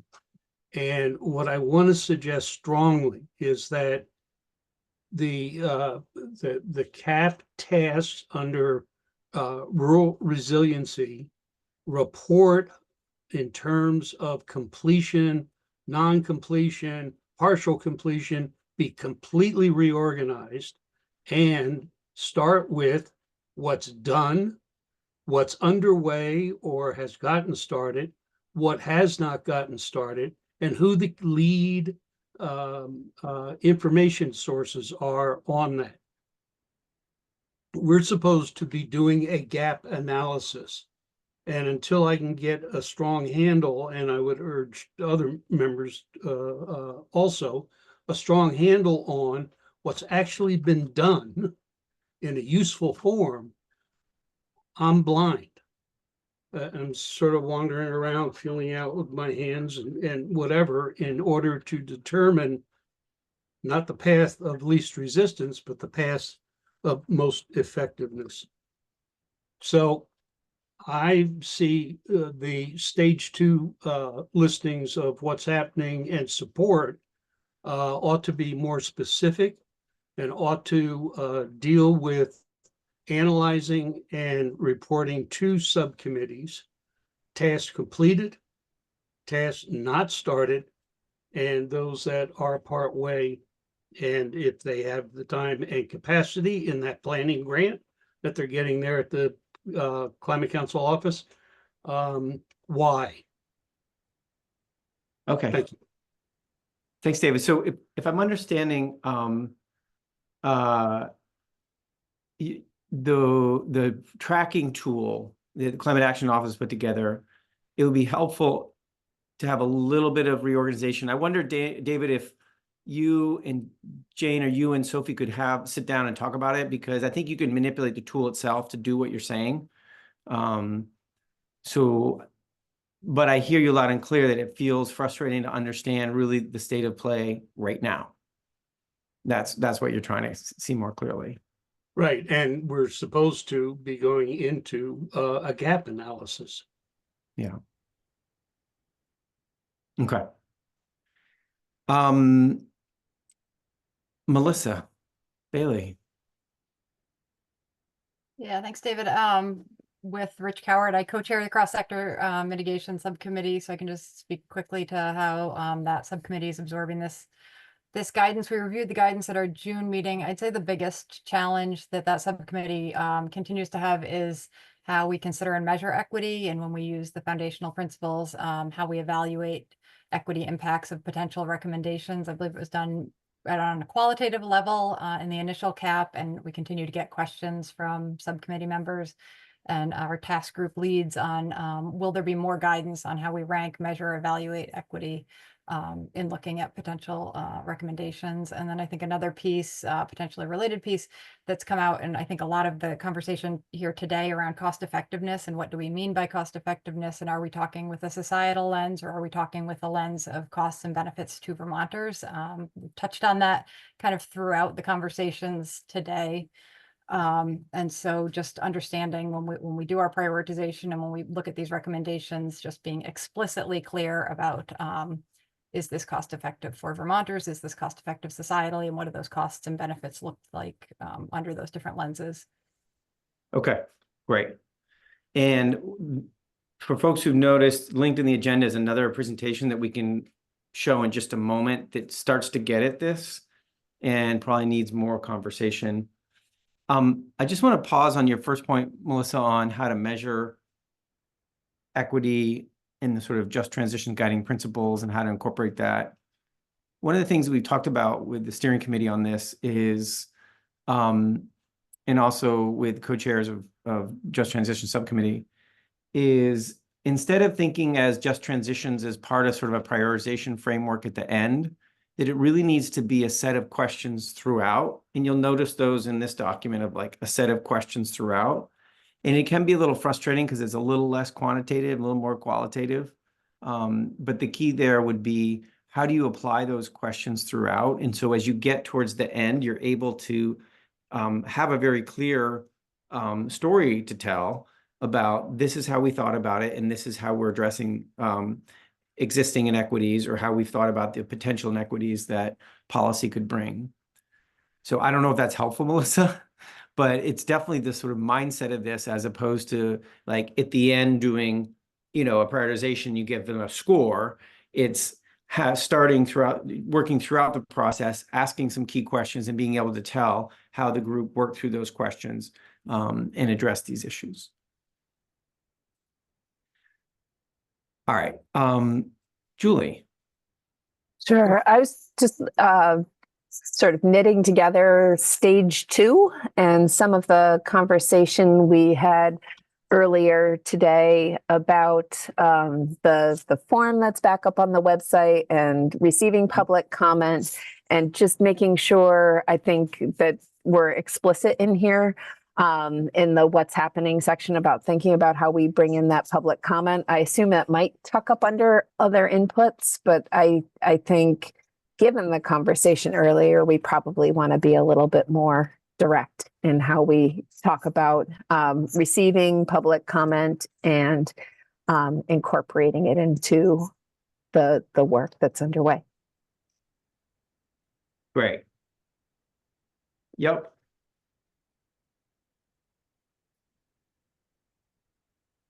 All right. Other counselors, when you think about this document and how it's going to be helpful over the summer, are there other things you'd want to share before we look at that presentation about the prioritization, which will be more about the fall? But anything right now, other counselors? Leslie Ann? The one thing that sort of struck me is, and I've raised this a couple times in science and data, is bringing in the latest science in terms of the climate change piece, the hazards piece, and all those other pieces that we're working towards when we're talking about adaptation, resilience, and even in some cases mitigation. And I think it's a key moment to sort of, I think Andrea called it level set some of these pieces in here, because that sort of drives a lot of what it is we're speaking to when we're talking about what it is we're preparing for, or what has actually changed in the climate piece in here. And so just wanted to put that out. I know Jay Schaefer and I have been starting some conversations on what that might look like, but it sort of plays to that climate change in Vermont piece that's at the beginning of our plan, that then sort of permeates through all the other pieces and work that all of our subcommittees are doing. Yeah.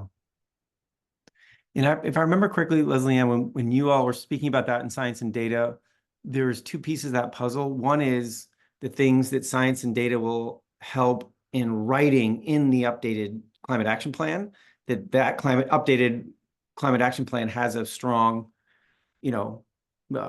grounding in that most recent science. And then the second piece is, how do you inject that into the subcommittee process as recommendations are coming along? Am I remembering that correctly, Leslie Ann? Do you have a different view of that? Just a slight tweak on the second part. It's actually helping to inform the writing in the other subcommittees. So having that piece at the beginning rather than at the end, which is what happened the last time. So I think that's a critically important piece. And I think if I remember correctly, the Maine Climate Council is in their second round of doing this as an entire group. And I think you shared a document in Science and Data, David, that shows their science technical report, upon which the entire climate action plan, the new version, is available. And that's, you know, like in the hundreds of pages because it gets into biodiversity, it gets into all of the aspects of the land and peoples and everything else. And then sort of acts as that baseline that all of the other subcommittees are sort of putting their stuff on. So I think you put it in chat. Thanks for that. Yeah, that's the full report. There's an executive summary as well. And, you know, you all in this process did not have a plan for doing something of this nature, right? And so the question is, what do you want to do, right? Particularly now in these months as subcommittees are getting going on the recommendations. Yeah, and I think the challenge last time too was the science that was coming out from Vermont was sort of like too close to get it done with enough time for all of the subcommittees to see it. And now we have that benefit of having a couple of years to have sort of go back through and look at stuff and pull some of those pieces. So that's one of the things that I think science and data could contribute across the board here as a cross-cutting piece on what are those elements of climate change that we're speaking to in this 2025 plan. Yeah.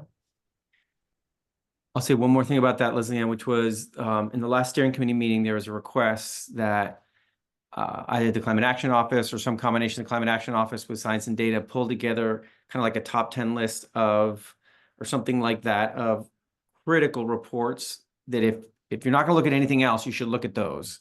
And so that is a to-do that hasn't happened yet unless I missed it. So I'll just raise that up again as a request from the steering committee. Okay. All right. How about we take a look at this other presentation and perhaps Jane is the right person to walk us through it. Jane, I'm happy to share my screen and you can do it. What's your preference? Okay. Yeah. Well, maybe what I will say is that let's see. I think I have it open somewhere. I have it handy if you want me to just pull it up. Okay, I have it right here. This is the one you're talking about, right, David? Hang on just one second. Is it coming? Slowly coming. Get out of my screen. Looks good. Yep. Okay. Thanks, Joe. So I think the idea is that David and I took some time to revisit the foundational criteria that we use to support prioritization for the first CAP in preparation for us thinking about further guidance for the subcommittees. This was developed and vetted as through state staff on behalf of the Climate Council in the first round of the Climate Action Plan, really grounded in what the language is in the Global Warming Solutions Act, in an effort to lift up and prioritize the actions put forward in the initial CAP. That none of the science of how it was evaluated or put forward is completely perfect for all of the components, but we did our best to come up with criteria and then walk through a process for the task groups in large part who were feeding recommendations up through the subcommittees to review and prioritize actions. I'll say that it was, as most things have been for the cutting climate pollution recommendations, a lot more straightforward because we were having data around sort of the impact or the reductions that those measures would get us. And also even had some preliminary information around the costs of them, although we didn't actually finish the report that really looked at the full cost of all of the recommended actions until after the initial CAP was adopted. We were starting to have some information though. So we did our best to use these same criteria to apply across the board also for resilience and adaptation, as well as sequestration and storage actions and natural and working land ones more broadly. And again, it was sort of imperfect, but we did our best and think it is still applicable as we get to a more refined list of actions in order to lift up sort of the most impactful ones for the update to the CAP as you're thinking about new ones. So I'll just, I'm not sure, David, how much you want me to go into detail. These slides are have a lot of information, but I'm happy to. And what I do want to leave folks with is knowing that this is really a tool for later in the process for this fall, Yes. once you've gotten to strategies and actions, not at the highest level of gaps. Although it's great to have in your back pocket to know this is what you're going to use further down the road. And the final thing I'll say also is just that our hope, as you walk through this, you'll also see some highlighted areas that talk about where we expect new information to help us get to more specificity, especially around resilience and adaptation and natural and working lands recommendations as we develop metrics in support of the development of the Measuring and Assessing Progress tool that is required by the Global Warming Solutions Act. For folks who don't know, the Climate Action Office is just now implementing a contract for that work. And the phase 1 of that work really has us looking at metrics against what we will measure the components of climate action, specifically developing metrics for resilience and adaptation that will be done this fall. So again, criteria definitions, but this is where we talk about high, moderate, or low impact for resilience and adaptation. That this one for cross-sector mitigation for cutting climate pollution, there were numeric numbers that we could use that we were getting data from based on the modeling we were doing for the initial climate action plan and expect and hope to have for this next climate action plan as well. But for resilience and adaptation, these were very qualitative, and we're hoping we can have something better to measure against this time. So in lieu of walking through in great detail, which I am happy to do, David, but wasn't prepared to do that, but Yeah, no, we don't have time as well. Yeah, I'll stop there, but I'll leave it up for a minute because I see Jared's hand went up and people might want me to go to some of the slides. Yeah. Yeah. And again, this will be a tool for the fall. So the idea is let's get some visibility on it now, and let's make sure by the fall we are pulling it together and we'll have the benefit of some of these other things that Jane's mentioning. Jared? Thanks, David. Yeah, this should be quick and fairly straightforward, but on slide 4, the measure characterization of impact for cross-sector, since the plan that we'll be revising and approving in July of 2025, the first legal requirement will have passed, since the Solutions Act talks about by January 1st of 2025, which means 2024 annual emissions. 2025 should be, I think, taken out of both that first line, and then in terms of the definitions for high, moderate, and low, I think it should just pertain to 2030, and we should take out 2025 from those. Great catch. Thank you.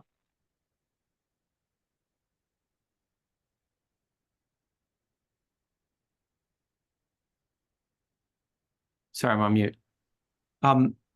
Any quick reactions to this? I know we're not spending a lot of time on this right now because it won't be needed till the fall. But I just want to give folks a flavor that there was a process last time. We're trying to learn from that process, make it better this time. We'll have some key inputs over the summer into the fall, particularly for resilience and adaptation. And then we hope to have some fairly specific guidance around this prioritization for all the subcommittees by the time they need it in the fall. Any questions about that? And Melissa, you had asked a question about cost effectiveness, and in that deck, there is some specific reference about cost effectiveness for cross-sector. So if you want to take a peek at that and see if it's not answering the questions, then let's make that better. Yeah, will do.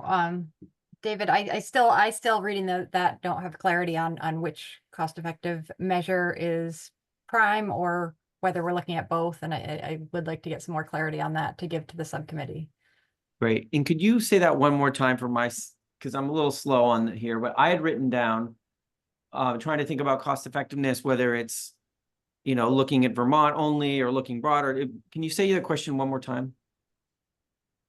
Yeah, so whether we're looking at the costs that accrue specifically to Vermonters, and whether those are the financial costs to Vermonters as well as the benefits to Vermonters, or societal costs and benefits. It's really about where we draw the boundaries, right? And so when we're looking at the social cost of greenhouse gases, like Jared was speaking about earlier, those are broader societal costs and benefits. And, you know, essentially in our programs and policies, we look at both, and we have two separate sets, and just understanding which numbers we're presenting, and then again being super crystal clear when we're presenting which we're speaking of. You know, earlier when we spoke about the Renewable Energy Standard Bill, I was speaking about costs and benefits to Vermonters.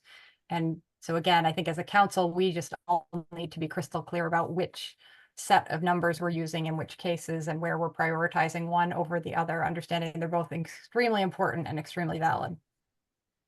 Got it. Okay. Jared?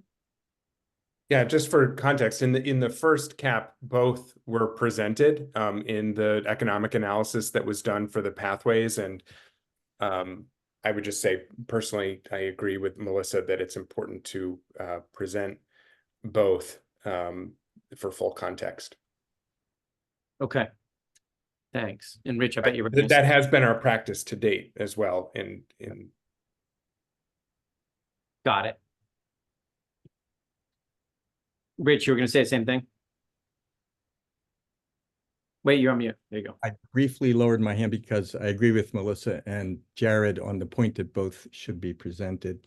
But I'd also like to add a consideration that our view of total societal impacts of emissions and benefits of mitigation also has an equity and justice component, because outside of Vermont, as a general matter, the people who are most harmed by climate change are lower income people, and the people who emit the most globally are higher income people. And one of the main reasons the legislature has adopted the GWSA in the first place is to recognize our responsibility as global citizens to do our part.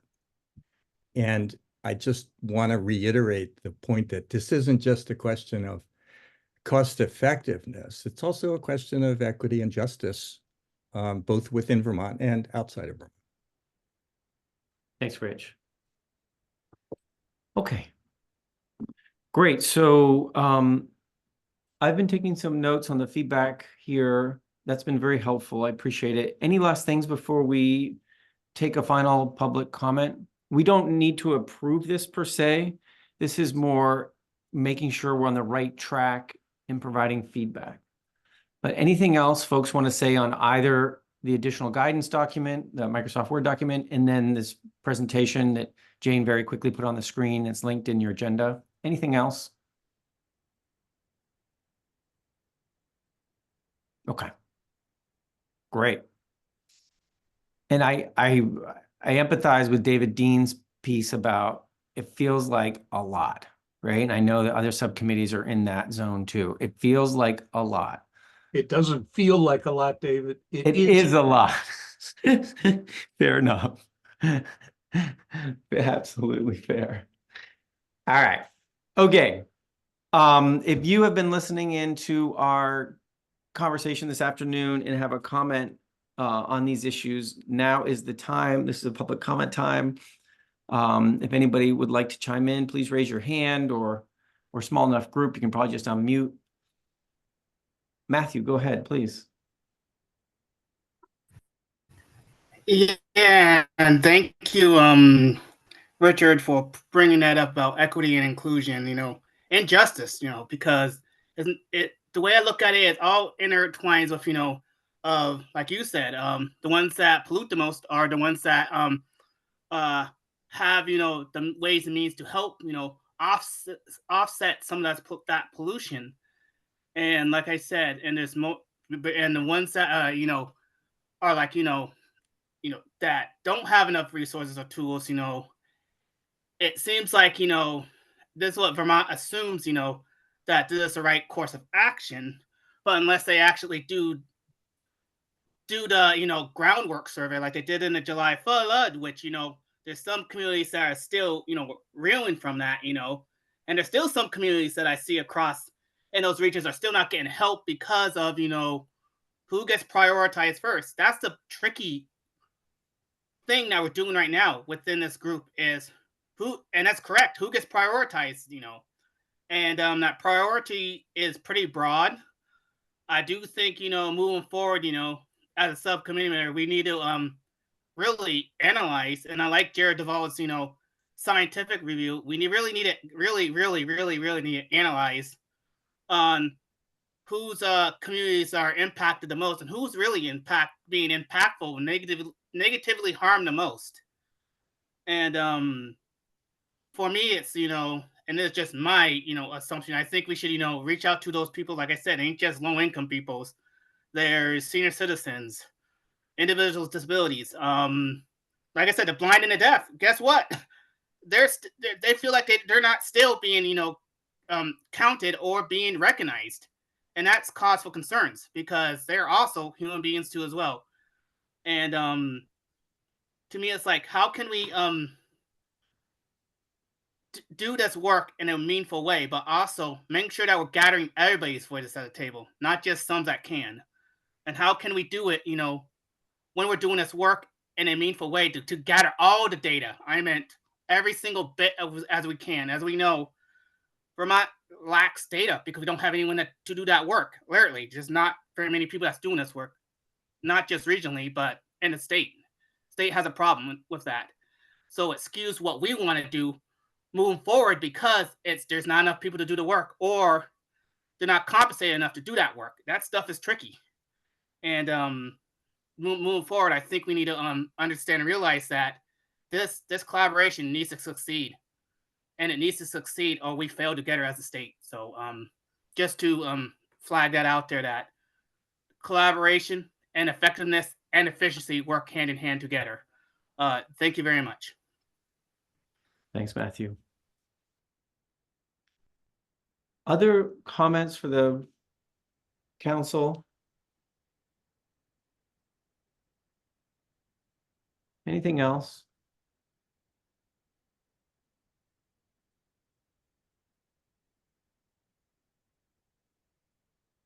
I'm not seeing other things in the chat or anybody trying to open up their mic.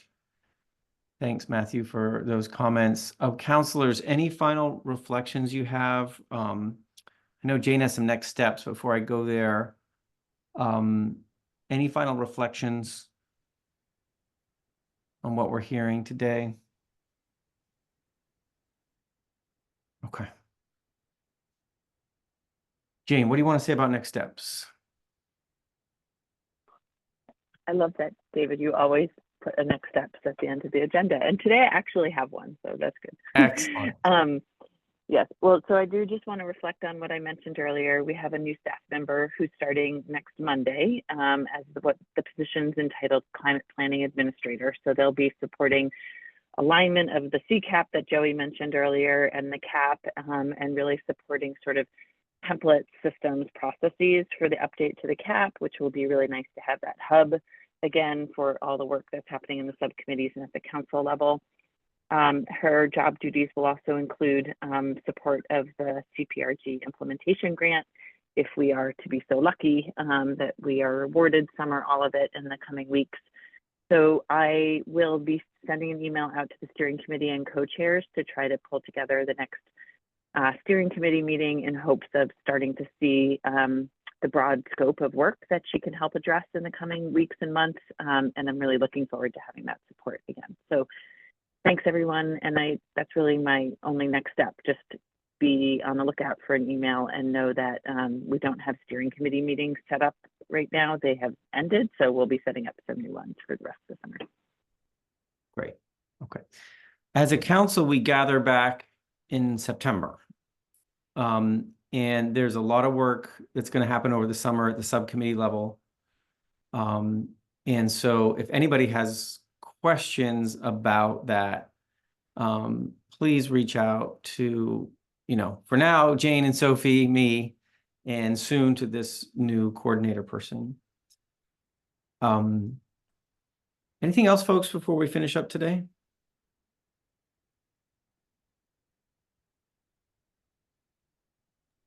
Secretary Moore? Maybe it's just me, but I don't see that I have a council meeting on my calendar in September. Good point.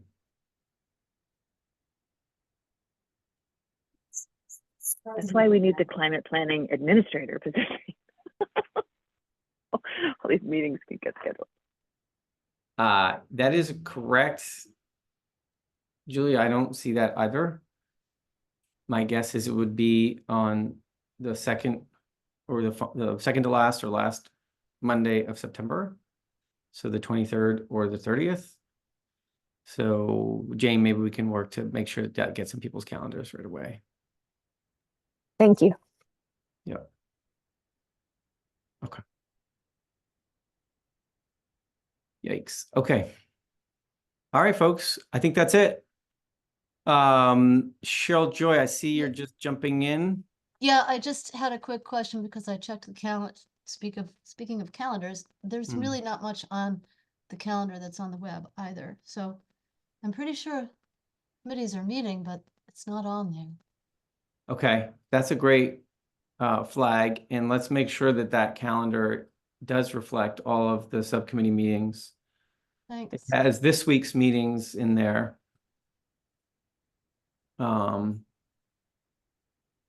If it is reflecting all the meetings that are scheduled, I think that more meetings need to be scheduled because there's a lot of work to get done. Right, I'm not seeing the That's ag and why I ecosystem stuff in there, but I am seeing cross-sector of real resilience.